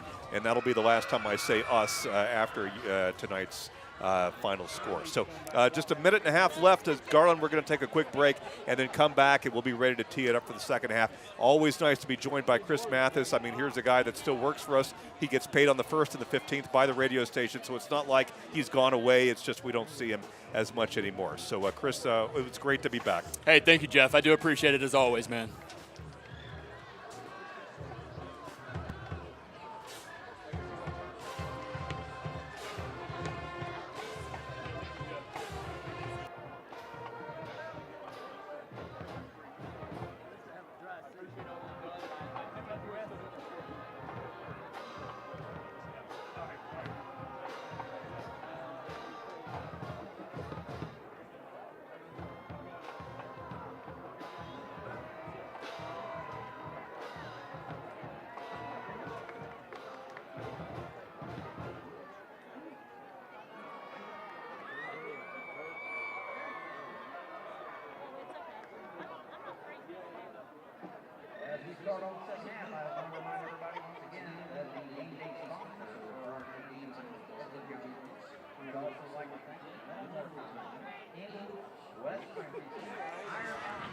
All right, about 35 seconds left on the halftime clock. The referees have convened in midfield, and we're almost ready to tee it up for the second half of what has been an exciting football game, Union County and Fannin County. Jeff Batten, Spencer Mathis back again. Spencer, again, the rain, it looks like it has stopped. Hopefully the conditions will be a little drier and a little better for the quarterbacks to hand off and wide receivers to bring balls in, but I don't expect that this is going to be a 4-touchdown per team type second half. No, we've seen some troubles with the snaps as well, so I think every single player that's touching the football in this game is having a problem holding on to it, except for the quarterback for the Fannin County Rebels, who made an incredible run on their touchdown scoring drive, and he's had a very good game on the ground. Still hasn't been able to throw the ball like Caden Tanner, but we'll see who can prevail in the second half. We hope that it's us as the Panthers get ready to kick right to left as we get the second half underway right now. And it's a short kick that'll be taken at the 13-yard line by Fannin County, running straight uphill down to the 25, 30-yard line. And we've got an angle on him at about the 40, 43. A good return by number 4, Bryson Holloway for Fannin County. Short kickoff, and they made us pay on that. And I think there's a flag on the field. It may be on Fannin here for a bit of a late hit or something. They are pointing back toward the Fannin County side. I saw Cooper Ashcraft get shoved over well after the play was over from behind the back. So maybe a blindsided block. Got an unsportsmanlike conduct, and maybe that's exactly what it was. I'm trying to think of any Union County penalties so far. Have there been any? I think maybe one. And I feel like Fannin's had closer to 10 at this point, and it's been stalling their offense. I mean, they can't throw the ball the same as Union can't throw the ball, but as long as we can make some more tackles here, I think we've got a good shot. It seems like we're going inside on the tackle opportunities that we have, and the Fannin County players are just going straight outside and getting the outside edge against our Panthers defensive backs. Well, we have definitely won the intangible side of the column right now. All right, first snap of the third quarter is imminent. And shotgun. And they're going to give to the up man, and we're going to hit him about the 34, 35-yard line. Gage Barnes, our linebacker, one of 3 or 4 purple jerseys that met the running back. But he did get a few. They're going to give him 2. There's a ball spotted just south of the 30-yard line. And I think Elijah Haynes, the Panthers nose tackle, has done a good job getting some push on the inside zone handoffs that the Rebels have had whenever they don't keep it with their quarterback. Here we go on second down. It's Davenport with a setback. Going to hand off again straight ahead. And not more than 1 or 2 as we throw him down. That's Gage Barnes again, making short work of Carson Callahan.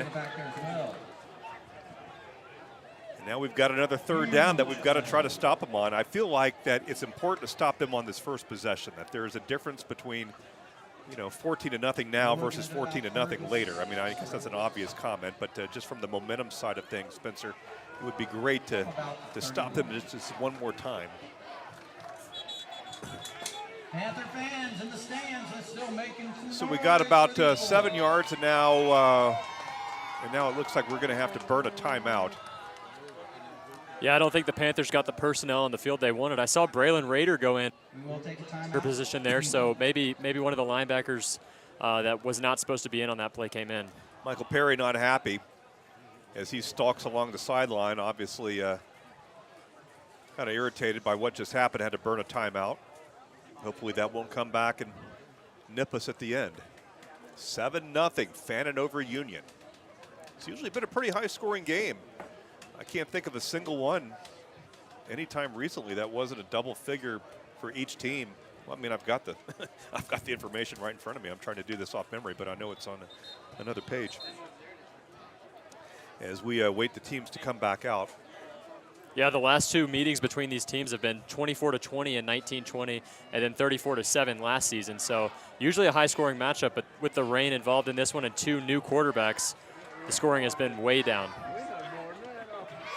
Minute and a half off the third quarter clock. And Fannin with an important third down opportunity right here. Davenport back with Cole Green, going to fake it to Green. And now we're going to wrestle him down for a big loss. Out of nowhere, Cooper Ashcraft crashing through the skylight. And took Davenport down as if he had the better grappling wrestling moves. A beautiful tackle there by Cooper Ashcraft, and him and Gage Barnes have impressed me a lot in this game. The 2 linebackers for Union County on the outside. They had Braylon Rader actually on that play at middle linebacker, which he was only listed as a running back heading into this game, so interested to see what they'll do here in the second half with him. So a punting opportunity for Fannin. And he gets it off, and it's a low line drive. It's going to bounce at about the 45 of Union and settle down at the 41. So pretty good field position for Caden Tanner and the Panthers here. as once again we get a chance to try to even this thing up. Still a lot of buzz in this crowd. We'll see now what the offensive coordinator has been able to come up with to help Tanner and the other 10 kids move the ball down the field. And the Panthers have had good starting field position on the better half of their drives. They just haven't been able to capitalize. One drive they started at the 50 and went backwards 7 yards. So we'll see what they come out here in the second half. A gun empty position formation for Union County. All right, so now we're going to run a little design draw, and he's going to be hit hard at the line of scrimmage, and another flag on top of that. Caden Tanner getting the heck knocked out of him there. We just haven't had a more than a 3 or 4 yard pickup in since the first drives. drive, yeah. And gun empty there for Union County. I mean, the Panthers really haven't thrown the ball often in this game. And I think before you run a play like that, you've got to at least throw some passes because the Rebels linebackers weren't dropping into coverage. They came straight up to play Tanner. Penalty on the Panthers pushes us back to the 30-yard line. This game delayed by 45 minutes because of a couple of lightning strikes that happened around 7 and again at 7:30. I feel like everybody feels like it's fortunate that we're even playing this game right now. Didn't look real good there for a second. All right, so we're back now at our own 30-yard line, and Tanner back to pass, 2-step drop, looking around. Going to have to throw it. He throws a little lob out of bounds, gets rid of it. And just nobody open that Tanner's able to identify. And Tanner really does not look comfortable with the ball when he's about to throw the ball. I mean, he was moving it back and forth in the pocket trying to roll out and find somebody, but ball security could be an issue if they get pressure on him. We need a quick out, a slant, something that's just a design pass play to get his arm moving forward, build a little bit of confidence. All right, so we've got second and a long, long way, about 22 for Union. Ball back at the 30-yard line. We stopped him on third down before, got the ball back, and now they've pushed us a little bit. Now Tanner's going to throw a little pass, a little short bubble pass, and he's going to be hit for a loss. Our receiver trying around the 25, and we just cannot figure out what to do offensively. That's number 6, Griffin Young, his first catch of the season. And I don't care if it's Griffin Young or Lynn Swan, he wasn't getting out of that one. And Caden Tanner so far in this game has only attacked the seams one time on that one throw to Goebel, which was catchable, and the Panthers really just haven't gone back to it. So maybe on this 3rd and 20, near 3rd and 30 play here, he'll try and attack the seams, but most likely just a quick bubble screen. All right, so third down, and Tanner back to pass, got a little bit of time. Going to throw the ball across the middle. It's going to be caught at the 33.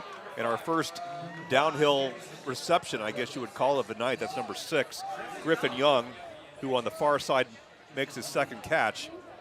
But it's going to be way short of a first down. As we're going to be forced to punt it once again, Spencer.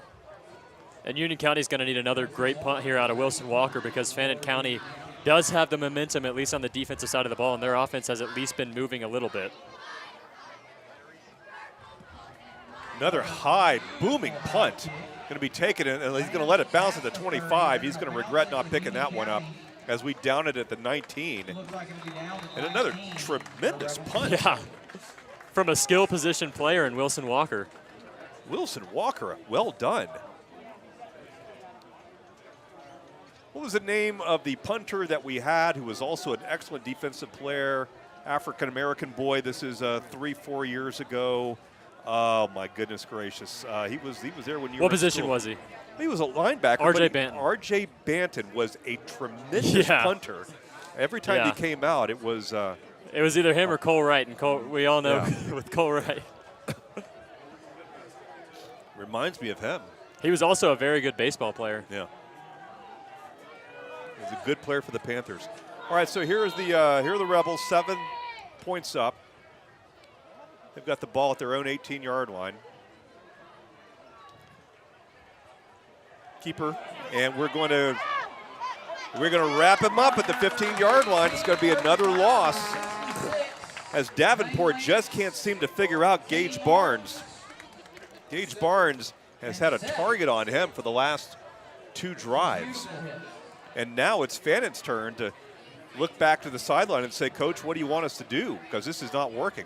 Yeah, the Panthers defense had that play dead to rights from the get-go. And I like what Gage Barnes did there. He tried to punch the ball out, but a nice job by Davenport holding on to it.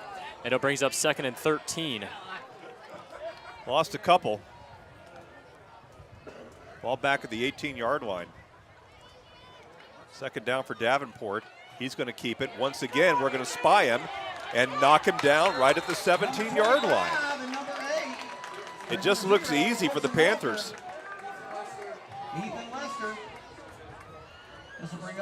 Was it Ethan Lester again, who's had a nice ball game at his linebacker spot. And Davenport has taken a ton of hits on these QB runs. He got up a bit slowly on that one. Another big 3rd down here for Fannin County. They've been running it on most of these, so we'll see if they try and open it through the air on 3rd and 10. This quarter moving along. We're halfway done. A lot of ground game. And the Rebels don't have that up-tempo offense the way that we do. So here's 3rd down. Going to give the ball to Green. He's got a hole up the middle, and it looks like he's got 1st down and more. Wilson Walker is going to tackle him at the 36-yard line, and that's a shame, as Cole Green got a hole and made the most of it up over the 35 to the 36, and that's a 1st down for the Rebels, and that's a big play in the scheme of this game based on momentum. Yeah, and Corbin Davenport, the quarterback for Fannin County, I don't think he's made a bad read on any of these read options in this game. A nice job handing it off there. Union County defenders seem to be a little bit confused on each one of these because it's either Davenport keeping it or they're handing it off to the running back for a big chunk of yards. So Rebels got a new fresh set of downs. Ball at the 36, and Davenport back with Green again. Snap is high. Going to give the ball to Green. We're going to tackle him. Well, he's going to hang on for a little bit longer. As once again, it's Gage Barnes, Lester, and also number 40, David Heredia. Another 3-yard pickup that time for Green. Ball up over the 40 to the 41. Fannin, one of the few teams left that will actually go into a huddle between plays. The days of the huddle are long gone in high school football, but not for the Rebels. As we get to 5 minutes now, Rebels trying to extend their lead, which is 7-0. Low snap. They're going to throw the ball. They're going to look to. Now rolling along this way, and we got an angle on the quarterback Davenport. We're going to push him out of bounds, short of the 1st down by about 4 or 5 yards. It was Nolan Thompson who saw the whole way what Davenport's intentions were, threw the angle on him, and there was nothing Davenport could do but just let Thompson ride him out of bounds. Ball at the 40-yard line, going to bring up a 3rd and 5.5 for the Rebels. Yeah, Nolan Thompson has made some pretty nice tackles here in this game for Union County, saving an 80-yard touchdown a couple of drives ago at the end of the 1st half. But nice game for Nolan Thompson and Gage Barnes. Those two have been standouts for Union County so far. Another big play for the Rebels and the Panthers, 3rd and 5. Going to give the ball to Green. We're going to hit him, and we're going to take him down. And he won't get any further than the line of scrimmage, and we have done it again. And here come the Rebels and the special teams. They're going to have to punt it again. I mean, it's just it's become ritual for the Panthers to shut these guys down. I mean, this is not the Panther defense in week 1 that I've seen for the last 2 or 3 years. This is a stout bunch. And some nice tackles in space there. Another one by Cooper Ashcraft, who's also been impressive. I mean, the Panthers' linebacking core and safeties have played great in this game. Absolutely. And now the punt and a line drive kicked away from our returner, and it's going to take a good Panther bounce and come back the other way, and we'll have it at our own 41-yard line with 4 minutes and 12 seconds left in the 3rd quarter. We trail at 7-0. I think it hit one of the Fannin County kids coming down to cover the punt in the noggin. And now the ball at the 42 is where the officials will mark it. Basically the same starting position as the last 2, 3, 4 drives. We've got Union great County's field just got to go forward here. We've got to figure out how to move this ball. And running it off tackle isn't happening, even against 3 down linemen. Now we're going to throw the ball downfield, going to throw it out wide, and it's going to be, I believe, incomplete. Tanner kind of skipped that one down to Griff Young. Griff Young is our wide out receiver on the far side. And it just looks a little slippery coming out of his hand. Yeah, they're trying to get Caden Tanner settled in, but so far no good for Union County, and the rain is picking up once more, so I think Union County is just going to have to spark off a big run here if they want to get any offense going. They may have to rush a punt or do something at some point. Of course, we're not quite near that yet. Giving the ball up the middle to Raider, and he's up to the line of scrimmage and then another yard or two, but going to bring up a long third down.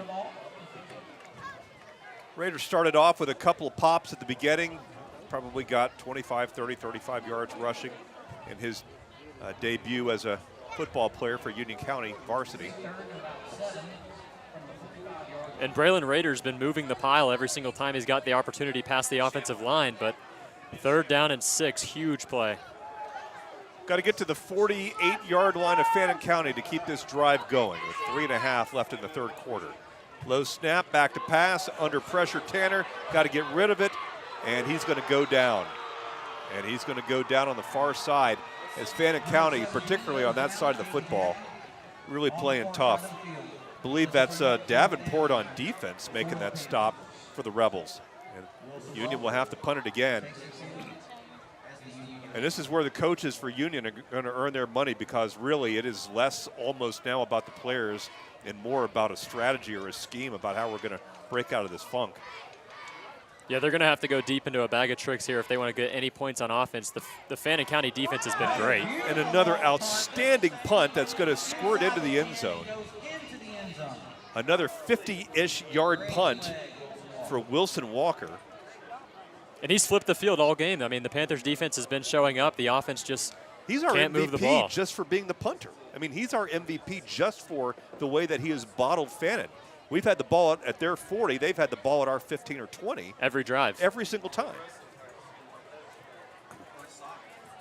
2:45 left now in the 3rd quarter. As you say, the rain is persistently drifting onto the field.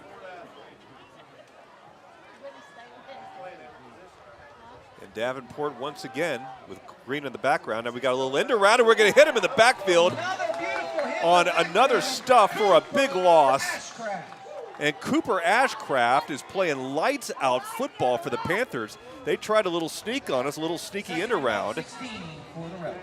And Ashcraft was having none of that, Spencer. Yeah, Ashcraft and Gage Barnes have done an incredible job containing the outside, along with number 0 Wilson Walker, the punter. I mean, the Panthers defense has been great. Maybe a turnover here from the Fannin County offense could get Union County going and get some points on the board. So all the way back to the 13 now, a 7-yard loss on that great play by Ashcraft. Now they're going to give the ball up the middle, off tackle, and we're going to stuff him. 2 or 3 jerseys. I see Lester in there. I see Heradia in there. Big 99 Elijah Haynes. I think other than Davenport's 60-ish yard run, they probably don't have 50 yards offense themselves. Just an insane run by Corbin Davenport on that 60-plus yard run, and that's really been the difference maker in this game. Union County, ever since that play, has been making every tackle. Long way to go. They've got to get to the 30-yard line. They're back at the 15 right now. Shotgun snap, Davenport coming this way. We've got a lick on him, and they're going to throw and miss him. Had a pretty good throw, a long throw across the field, intended for, well, I guess it was Davenport actually playing receiver there. He made a diving effort, but it was incomplete, and that'll bring up 4th down and very long. So now this is where we need to get a return. We need to get a return. We need to be inside the 35 here. And let's make this happen, Spencer. And let's not rough the punter, and let's not jump here. Let's get the ball clean. And a line drive, and now we're going to let it drop at the 45, 47, 48, and probably a wise move there, not to try to pick that up in the rain. Only got 2 or 3 more yards of action off it once it hit the turf. And here we are on the Fannin side of the field. I mean, the chart for field position is infinitely better for Union County than it is for Fannin. Yeah, and both teams haven't really been able to move the ball, but Fannin has done a little bit of a better job, at least on that one drive. Union County could use one of those right now. I feel like Caden Tanner still hasn't gotten settled into this game, has happy feet in the pocket. He's going to have to get a couple of quick passes completed here if they want to string any type of offense together, because it seems like they've been going backwards for 4 drives straight. Minute 13, Spencer, we have our best field position in a while, and that's at their 46-yard line. There's Tanner back there again. Man in motion, going to throw the ball near side, going to be caught at the 50. Now to the 45-yard line, puts his head down, and out of bounds short of the 40. Okay, well, that's something right there. Little screen pass coming here on the near side, and now we've got a flag on the sidelines as we got something on between one of the Panthers. I want to say that's Griff Young and somebody on Fannin, and I don't know who hit who or who got caught hitting who, but somebody got a flag. I'm not really a big fan of that flag because Wilson Walker did get tackled inbounds, and then whenever he was coming back onto the field, he stepped over the Fannin defender, and the defender tried to get up and knocked over Wilson Walker. I don't know if they're going to continue to have this flag down on the ground. They're going to say it was a flaunting on Walker? Is that what you're...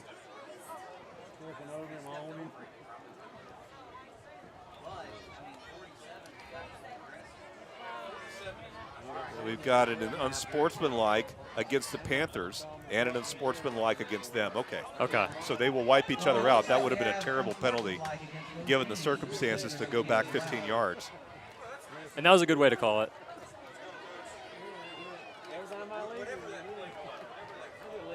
All right, so we're down to the 40-yard line. That's our best pickup offensively in a little while. Got about 6. 2nd and 4 as we get unscrambled and try to get action going again. I don't know what this conversation's about. I guess they're trying to get a dry football.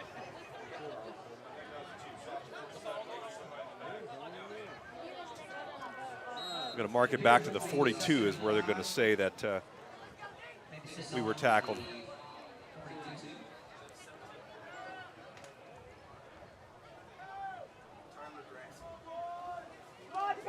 So give them 4 that time, Spencer. It's now 2nd and 6 as we're into the final minute of the 3rd quarter. Nobody has scored in quarter number 3. We trail at 7-0. Let's move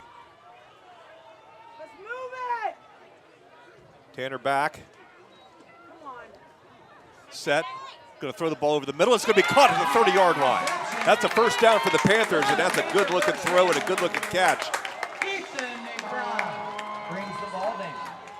And Ethan McBride, a junior wide receiver for the Panthers, with the biggest forward pass of the night in reception.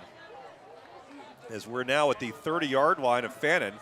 Got to do that 2 or 3 more times. Going to throw the ball again. It's going to be caught at the 25. Now another 3 or 4 yards after the catch, down to the 20-yard line. And that's Zach Taylor, a junior wide receiver. And now things are starting to click at the 20-yard line.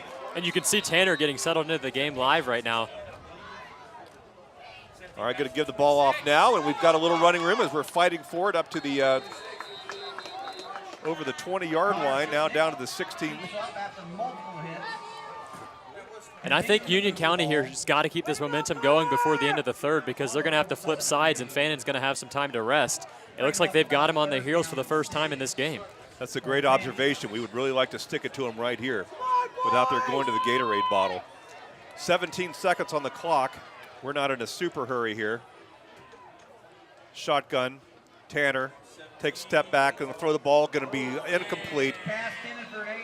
And Haynes, or 88, Zach Taylor couldn't come up with that one. We'll stop the clock with 7 seconds left. We appreciate your putting up with us tonight. We're learning some of the new players too, as it sounds like that we're somewhat delayed getting you jersey numbers. It's only because we're learning them ourselves. So we'll be seasoned pros by week 10. We're fairly certain of that. So up to the 16-yard line. Come on, boys. And now 3rd and 6, and a big play for the Panthers.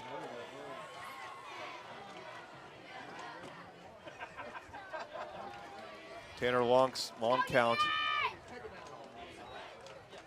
2-step drop, not under pressure, throw the ball in the end zone, and it's caught for a touchdown! Jensen Goebel with an acrobatic twisting catch A yard into the end zone, right over the middle, and the Panthers are back in at 7-6. And the same pass we saw earlier in the game where Goebel got spiked right in the back. This time he holds on, a beautiful aggressive catch. And it's now 7-6 Union County. You saw Caden Tanner get settled into that game right there live. And a great drive by Caden Tanner. And going into the fourth quarter, if you can tie it up here, Union County's got all the momentum. I hope you get a chance on John Moon's broadcast to see that again. That was an outstanding catch by Jensen Goebel. And now we try to tie it up on the extra point. Snap, kick, up, and good. 2 seconds left in the third quarter, and we've tied it up, and you can feel the energy here in Blairsville. Back at 60 seconds on WJRB. Broadcasts of Union County Panther football brought to you by North Georgia Golf Carts, providing a full range of sales, accessories, service, and parts. When you combine quality products, excellent customer service, and the best prices in the area, the result is Hemp Hill Vinyl Siding and Metal Roofing. In business since 1963, Hemp Hill Vinyl Siding and Metal Roofing has served the surrounding area with a variety of home improvement supplies. Everything from vinyl siding in many colors, trim pieces, shutters, soffits, vents, and accessories. Hemp Hill Vinyl Siding and Metal Roofing, located west of Blairsville on Highway 515. Broadcasts of Union County Panther football brought to you by Hemp Hill Vinyl Siding and Metal Roofing in Blairsville, proud sponsors of the Union County Panthers. Broadcasts of Union County Panther football brought to you by Leon's Floors, located in Blairsville, offering sales and installation of carpet, vinyl, hardwood, and tile flooring. Number 3, Zerial, is back to kick for the Panthers.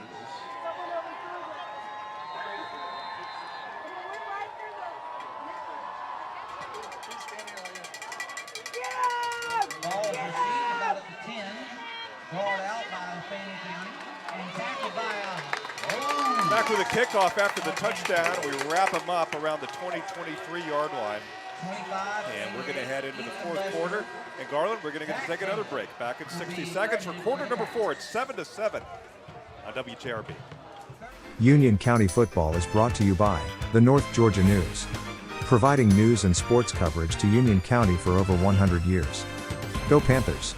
Locally owned since 1980, Leon's Flooring is your full-service flooring store with the largest showroom in the area, guaranteed to save you money with over 50 years of total sales experience. The folks at Leon's Flooring are experts in ceramic tile, carpet, hardwoods, and vinyl, located at 568 Murphy Highway in Blairsville, next to the Mexican restaurant and across from Mike's Seafood. Leon's Flooring, call them today at 706-745-9433. Oh, and by the way, say hello to Diesel while you're there.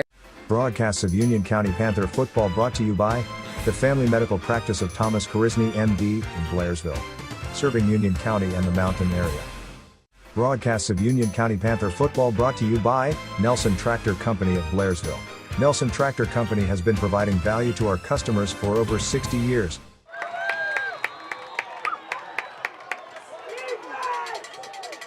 All right, Panther fans, it's as exciting as it's been at this field in a long time as Fannin County now starts off the fourth quarter with a complete pass over the 30-yard line and a little more extra running room for the receiver on the far side. We pushed him out at the 40. Barnes was there on the tackle. And Fannin has no intention of just letting that last touchdown go unanswered. Yeah, and going back to Caden Tanner's touchdown, perfect ball placement with the safety playing inside, perfectly thrown to Jensen Goebel, and an incredible catch in the end zone, tied at 7 now. So first down now, and now ball on the field. Quarterback's going to pick it up and running for his life, and we smash him at the 37-yard line. Wow, what a hit. Cooper Ashcraft in there. For himself. And somebody else. Huge hit by Lane Lance as well. Lane Lance. Panthers' defensive line is looking very good in this game. Very impressed by them. The linebacking core is looking great. And really the quarterbacks haven't been tested that often in this game, so we'll see in the stretch of this game, going down the stretch. This game's tied at 7. I think Fannin County is eventually going to have to throw. We've got them for a loss in any number of times, maybe as many as 6. And now on second down, back to pass, and they're going to throw the ball deep, and they're going to get caught for an interference.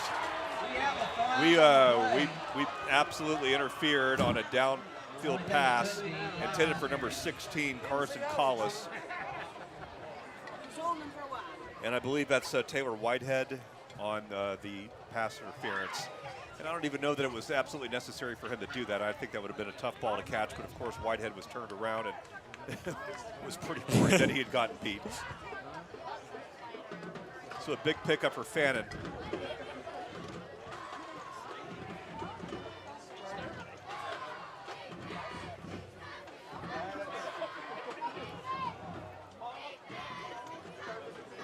We now try to figure out where the ball is going to end up being. 15 yards in high school. Oh, yeah.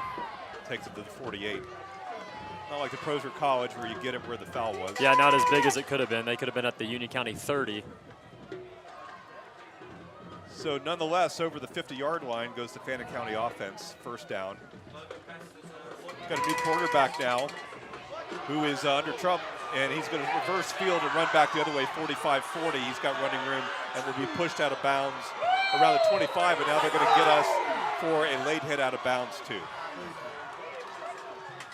They've got a new quarterback, Elijah Weaver. He never got hit! And he weaved his way out of the pocket on that one. He came reverse field all the way back to the 30-yard line. We pushed him out, and I guess they're going to say that we pushed him. And I'll give Weaver credit. He didn't flop. I mean, he didn't go down like he could have to really sell the call, but the referee saw it as a push a couple of yards out of bounds. And, you know, maybe they were right about that, but it was, you could argue that was ticky-tack. Of course, I wouldn't be arguing that if it happened was. And especially with Wilson Walker coming all the way across the field to make that play. I mean, you're running full speed. I don't think you're going to really be able to stop yourself at full momentum unless you want to injure yourself. So, well, they're talking about it right now, and who's to say they don't pick up the flag? They need to be brought into the concession stand. And they are going to wave off the flag. We are waving off the flag. I guess they heard you talking about glasses. Still a pretty good pickup there for Fannin County as they all of a sudden find some wind in their sails after our touchdown from just a few minutes ago to tie up the score.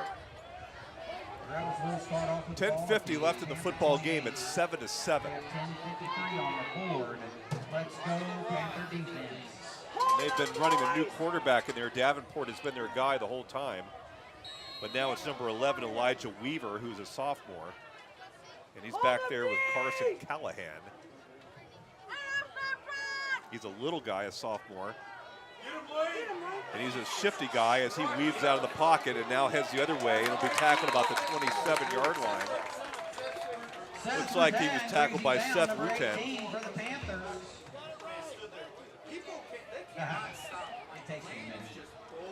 really good tackle along the outside there. And Weaver is a very shifty quarterback. He's been juking his way out of the pocket, out of sacks on the 2 or 3 plays he's been in. He's done an incredible job. But you can see that they trust him to throw the ball a little bit more than they trust Patterson because he's been going back to pass.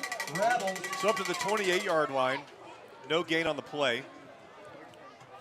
Come on, Lane, get through. And they've got Davenport split out wide at receiver. Now Weaver going to throw the ball in the flat, caught at the 25-yard line, and we meet him at the 30. And he's going to lose another yard as we continue to make plays behind the line of scrimmage. And I think that was Seth Rutan again, back-to-back plays for him, making great plays along the outside. And on different sides of the field. Now they're going to bring in Braylon Rader here at linebacker, which they've done on third down a lot in this game.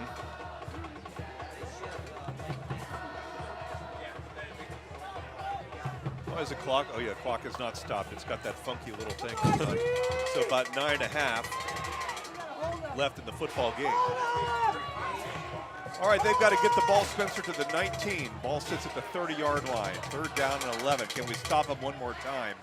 They're going to give the ball, and he's got running room, and he's going to go over the linebacker and make another guy miss, and will tackle him very close to first down yardage. Number 6, Griffin Young. Looks like we have a tussle for the ball. And now it's possible that the ball is on the ground. We came away with it, but we're not seeing any indication. We are not seeing any signals. And they're going to call that Fannin possession. And they're going to mark it at the 19. Is that enough for a first down? Are they going to measure that? Or are they going to call it a fourth? They've got the 4 up there, don't they, Spencer? Yeah, they have 4 up there, but they've done this before, so Oh, they're calling it 4th and inches. 4th and inches, play of the night. And I guess Fannin is probably going to call, they're going to call a official timeout. I think you've got to measure it here on this. I don't. And Cheatham probably talked them into a measurement. Come on, fellas.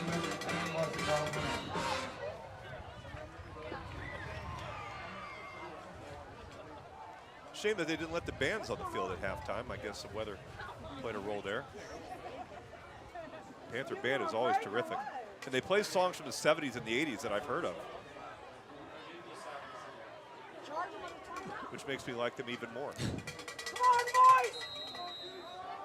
All right, they're not going to measure it, Spencer. It's going to be 4th down. Wow. 4th down and a half of football. Let's see what we can do here. I think you 100% expect run here. Well, Weaver's the quarterback. He's a little kid. And now he's going to be hit for a big loss. That play never had a chance.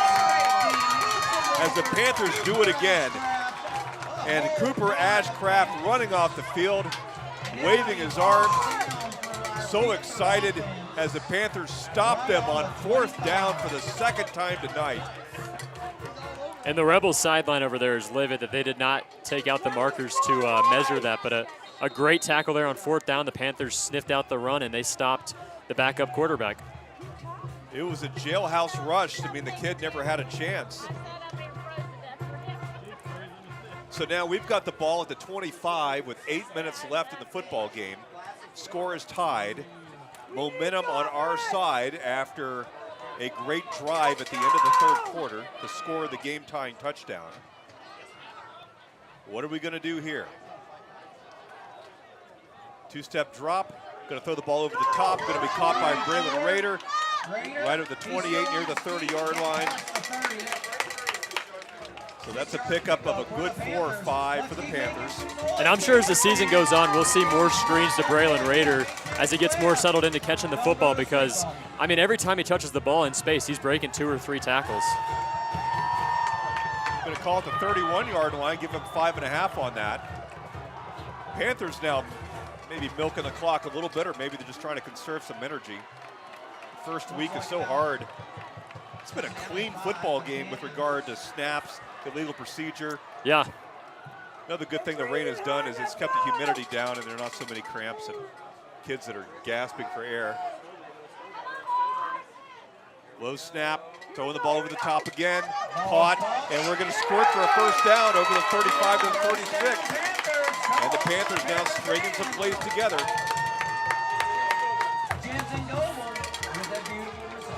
Was that Goebel or?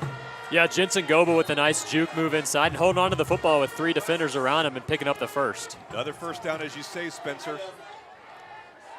Happy feet, as you say. Now he steps up. Tanner, and might have gotten back to the line of scrimmage at 37. Under 7 minutes in the football game, tied 7-all. And Tanner has been taking some massive hits running straight into the teeth of the defense in this game. He's not a big kid. No, and I'm very surprised he's been able to hold on to the ball this far. I mean, he's taken at least 5 of those in this game. 1st down marker up at the 47. 2nd and 10. 1 man back with Caden. Going to give it to him. And they're going to wrap him up for a loss back at the 35-36. Good surge by the big blue of Fannin County that time. And that'll bring up 3rd and 10 or 3rd and 11 maybe. You worry about the interception as you throw the ball downfield in wet weather. As we hit the 6.5 minute or the 6 minute mark. Now 3rd down. Going to throw the ball deep. High up in the air, and it's going to be incomplete. And we will not get the pass interference call that we want. Would have been a pretty tough catch. And nice coverage there by the Fannin defensive back. Threw the ball into double coverage, did Tanner. He had a guy here on the near side if he needed him, but he wanted to go for the 1st down. And he threw the ball in such a way that an interception was very unlikely. So now we're going to punt to them. Let's see if Walker can get off another one. They're definitely respecting him now. And that one is a 1-iron right down the middle. And it's going to squirt to the 30 and drop dead. Still about a 35-yard punch. It all counts. Still, once again, not great starting field position for Fannin, and I think this game may come down to a turnover. I think you're right about that. While we're waiting for the Rebels to take over. The football's slippery. I mean, one player drops the ball. That could be the game changer with 5:54 to go, tied at 7. Both teams with 2 really good touchdown drives, and that's it.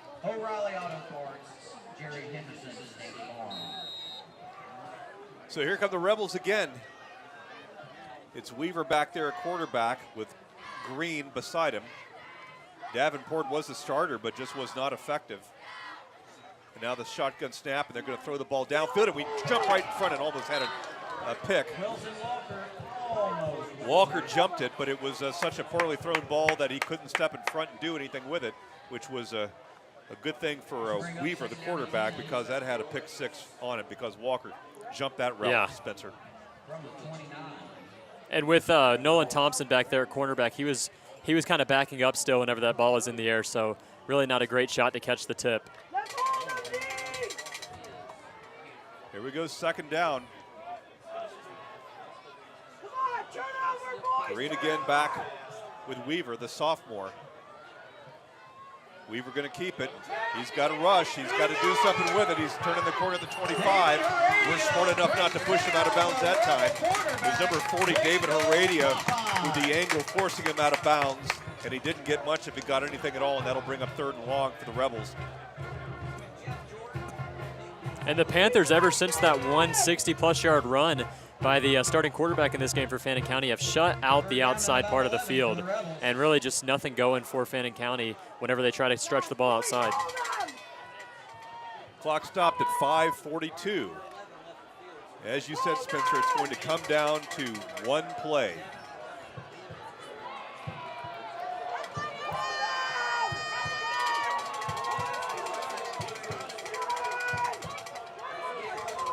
Snap now. Going to run forward, Weaver. That's Davenport, actually. And Davenport breaks a couple of tackles. They're going to shoestring him at the 32.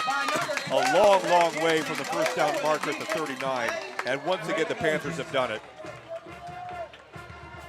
And the Panthers have done it again defensively. And it looked like Davenport was going to spark a big run there, but an incredible tackle by Jensen Goebel, the man that has the touchdown for Union County. And that's another first down saving tackle, and now Union County, with about 5 minutes left in this game, is going to have a chance to have a game-winning drive, tied at 7. Griff Young back at the 35-yard line awaiting the punt. We're at the 5-minute mark in the football game. Somebody's going to score. And the punt is a high one and one of the best ones of the night for Fannin. It's going to drop at the 32-yard line and take a Panther roll and basically stop right where it bounced. And now here comes Caden Tanner out again. And every drive is one drive closer to the end of this football game, and who's going to have it last? We really broke out of our offensive funk a couple of drives ago, Spencer. With the short passes, and if they can continue to go to that way, I mean, the screen to Braylon Rader on the last drive was pretty promising, and then I think they're going to have to still run the ball a little bit on this drive, but if they can get some quick passes going again for Tanner, he's going to have to get settled in on this final drive. He's got to go 70 yards. We may find out how good our place kicker is. Now we're going to throw the ball in the flat to the far side. Caught, 32-33. Couple of yards there for Jensen Goebel, our sure-handed wide receiver. Boy, it has been a well-executed game for the Panthers tonight. Very few fumbles, almost no penalties, very few drops. Yeah, and they've looked a lot tighter than you would expect for a team that didn't have a scrimmage game. Oh my gosh. I think we started off with one of the Hall teams, North Hall, last year, and it was just awful.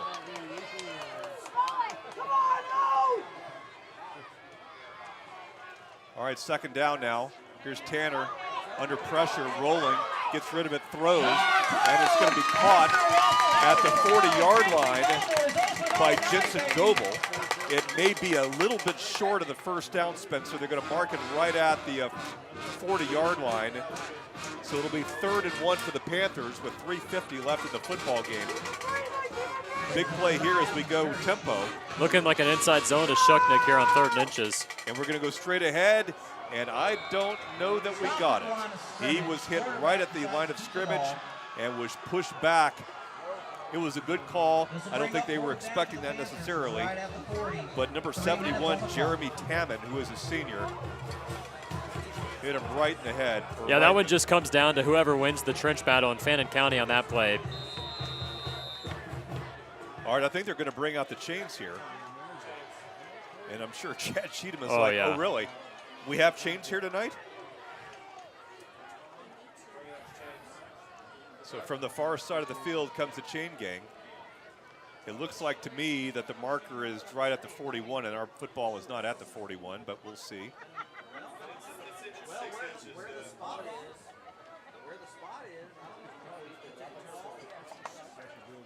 Gives the Panthers offense a second to catch their breath, and the same for Fannin, their defense.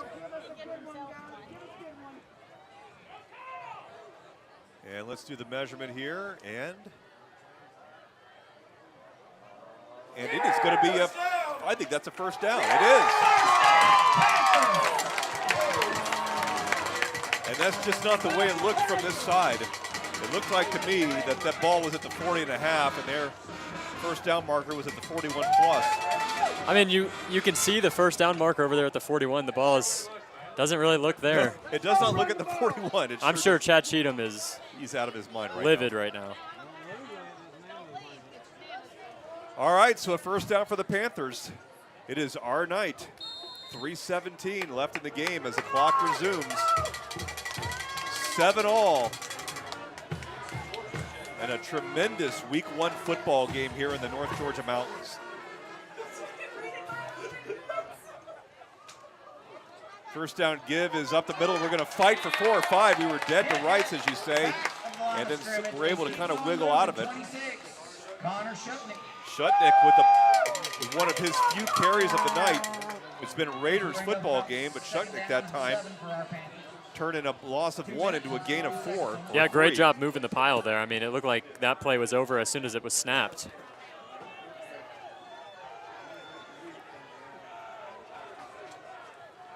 Two and a half left in the football game. This is not the time for an illegal procedure or a hold. Play disciplined football. Back to pass Tanner. Now coming back this way.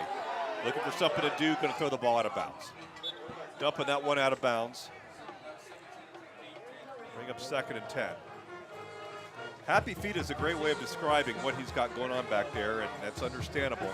And unfortunate on that play for Tanner is the receivers didn't realize that because they were still running their routes as soon as he took the snap, he was already running, not looking for the read. So these Panthers receivers are going to have to adjust their routes and just get open freely. 2nd and 10 now, 43-yard line, 44, let's call it. Got to get to the 49 of Fannin to keep the drive going. Long count. Back to pass. Throw the ball over the middle. Got a man. And it's going to be caught. Going to be caught at near the 30-yard line. Tyler Grasty. What a great catch over the middle. Had to go up and get it. Was rung as soon as he caught it, but was able to come down with it. And the Panthers are playing Week 9 football in Week 1. They look terrific. And once again, you see Caden Tanner making a perfect pass along the seams and a nice catch with a man on him and with Grasty, and that's a huge first down for Union. All right, now we're going to run the football. As Shutnick up over the line of scrimmage, maybe not much more a yard. Starting to look now at Zuriel to see what he's capable of as a field goal if we need it.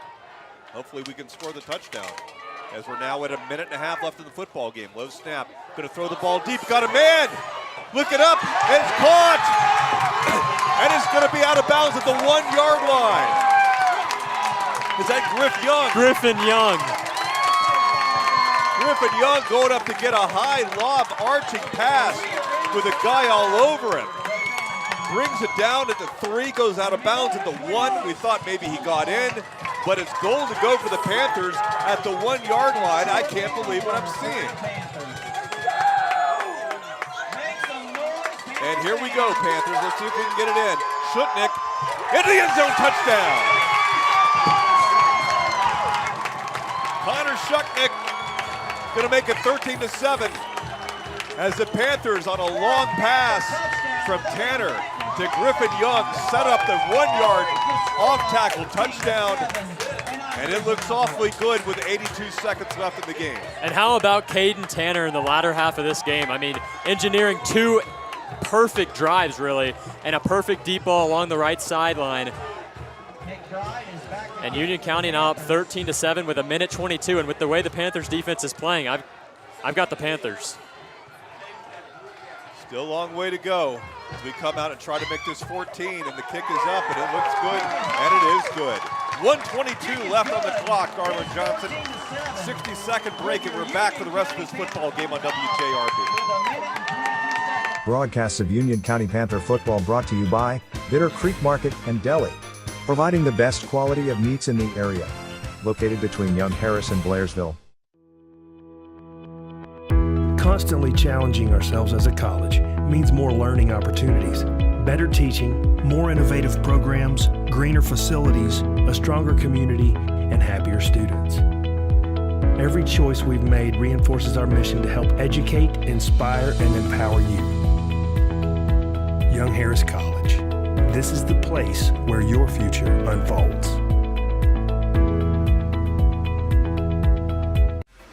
Broadcasts of Union County Panther football brought to you by Union County Farm Bureau, proud sponsor of Union County football and the Georgia High School Association. Union County Panther football broadcast brought to you by Carter Insurance and Investments in Blairsville, serving the area for over 30 years. Best of luck to the Panthers.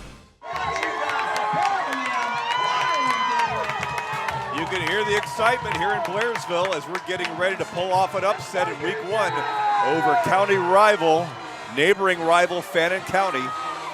And kicking off now are the Panthers, and it's a line drive from Zuriel Mencias that'll be taken from the 8 yard line by Fannin, running straight ahead, and he's got a lane, he's got some running room as we're going to try to knock him down, and we're trying to chase him from behind, and we're going to grab him from behind at the 15 yard line. Liam Cohn. Oh my goodness gracious, Liam Cohn, a senior, outran the Fannin County returner who was on his way for a touchdown. We'll see what that ends up meaning. It looked like a touchdown from here, but Cohn making his first play and a big play as a senior for Union County with 1:08 left. And that's the second touchdown saving play for a Panther defender. The first one coming from Nolan Thompson. That one. Oh, he had a touchdown and we grabbed him from behind. Like Deion Sanders tracking down a wide receiver. And here comes Fannin. Weaver, the quarterback. Give the ball up the middle. We're going to hit him right away, Green, the running back. And the big fella, Elijah Haynes, landing on top of the running back. Clock running. Did Fannin call a timeout?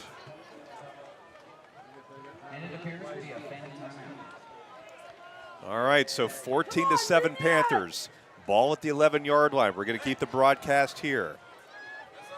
This is an upset. This is a bona fide upset. We didn't want to use the U word at the beginning of the game. I didn't want to chase any listeners away, but you know, Fannin County was a 3-touchdown favorite in my mind coming into this based on what they've done the last couple of years, based on the fact that we had a tough 2021.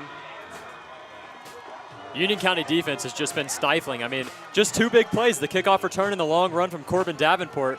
And I wouldn't be surprised if Corbin Davenport comes in here at quarterback to take some QB runs here from within the 10-yard line. Yeah, Davenport would look to be the stronger runner than Weaver, that's for sure. All right, 55 seconds, Panther fans. Can you stand it? Can you stand it? It's Weaver, the quarterback again, back with Green. Going to give the ball to Green, zigging and zagging, and he's tackled before he could get ahead of steam by Griffin Young.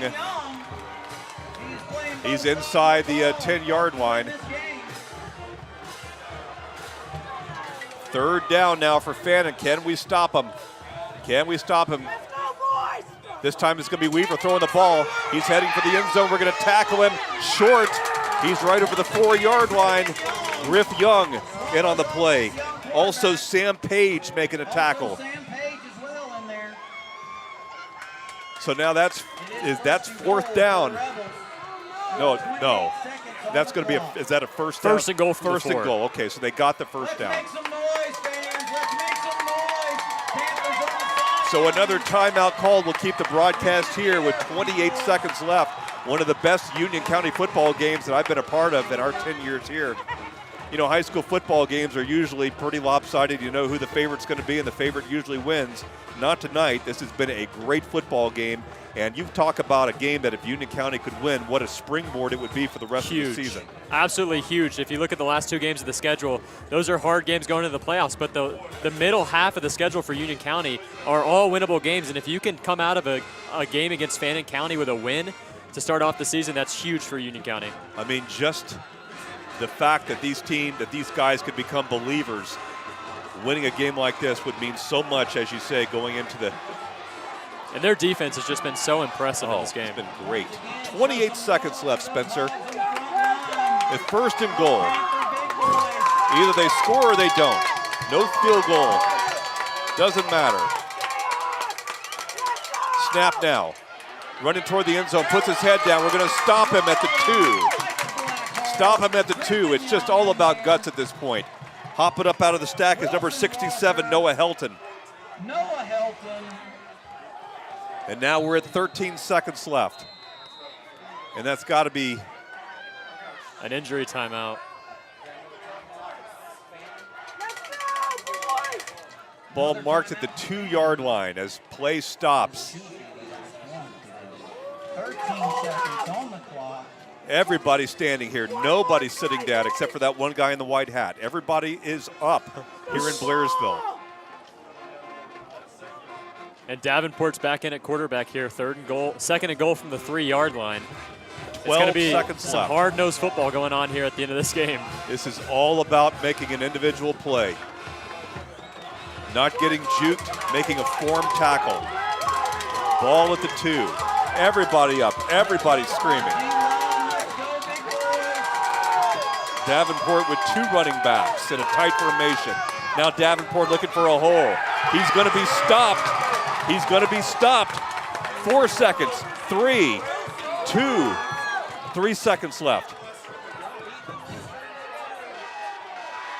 And it's over. Is it over? It's over. They couldn't stop the clock. Or can they? Or wait a second. Have we heard the horn? Is it over? The scoreboard says zeros. I think maybe there's going to be I think there's another play. I think it was a timeout by Fannin. They had only used 2 before that. Oh, the entire purple contingent jumping up and down. And we almost had it, but Fannin did call the timeout. 2 seconds to go. And this is it. This is absolutely it as we stop Davenport trying to squiggle in for a touchdown. He just cannot beat us on the inside, or at least hasn't so far, but he's going to get one more chance. They'll put 2 seconds back on the clock. It appears we are going to put 2 seconds back on the clock. What a ball game. What an incredible ball game. Could not ask for a better week 1 game. Well, here we go, Spencer, the play of the year, and we're barely into the year. 14-7, we lead by a touchdown. This is the last play of the game, at least in regulation. Davenport back with Green, ball on our 2-yard line, man in motion. Snap. Davenport's going to fake it. He's going to come around the other way, and we're going to grab him down and win the game. We're going to win the game. Sam Page. Sam Page sniffed out the reverse, dropped him at the 3-yard line, and it is over. Union County has beaten Fannin County in a signature win for Michael Perry. And the Union County Panthers knocking off A team that's been deep in the state playoffs at a higher classification for the last 2 years, and this will be one that the kids will remember for a long, long time. And look at Michael Perry jumping up and down. Corbin Davenport tried to go to the outside, and number 14, Sam Page, made the tackle of the game. Union County did great in this game, making tackles in space in most of the plays, and that one to win the game came from Sam Page, who had made another one earlier on in the game. Union County wins this game with defense. The best football game I've seen Union County play in a long, long time, the best high school football game I've seen, period, in a long time, belongs to the Panthers. They win 14-7. We worried, could they sustain a drive long enough to score a touchdown? And not only did they score one, they scored two, and they did it by big plays. Jensen Goebel, I guess the star of the game, catching the first touchdown, making a big catch over the middle to keep a drive going on the second touchdown. And these are kids, and I'm going to say it, I mean, some of the guys I'm mentioning played last year and had the drops. I mean, some of the kids I'm talking about had less than stellar moments in 2021, but not tonight. Everybody played at max effort and max ability. Yeah, and with 2 minutes left in the third quarter, you could see the light bulb flick over Caden Tanner's head, and he flipped that switch on, and he made some amazing passes in the final drive of the third quarter and his final offensive drive. And he led Union County to a win on offense after the defense did their job. They had to do it one more time after the long kickoff on the final drive, and Union County wins it with a textbook tackle by Sam Page. We are excited to be here, and we are glad that you chose to spend your radio time with us tonight on Union County's radio station, 95.1 WJRB, the voice of the Panthers. And join us again next week as we are back in action again here in Blairsville, taking on Lumpkin County. And we can't wait to have you back for that. Spencer, I've enjoyed being with you. You're an excellent analyst, and looking forward to working with you over the rest of the season. Once again, your final score, Union County 14, Fannin County 7. For Spencer Mathis, I'm Jeff Batten, and we'll join you back here next Friday night.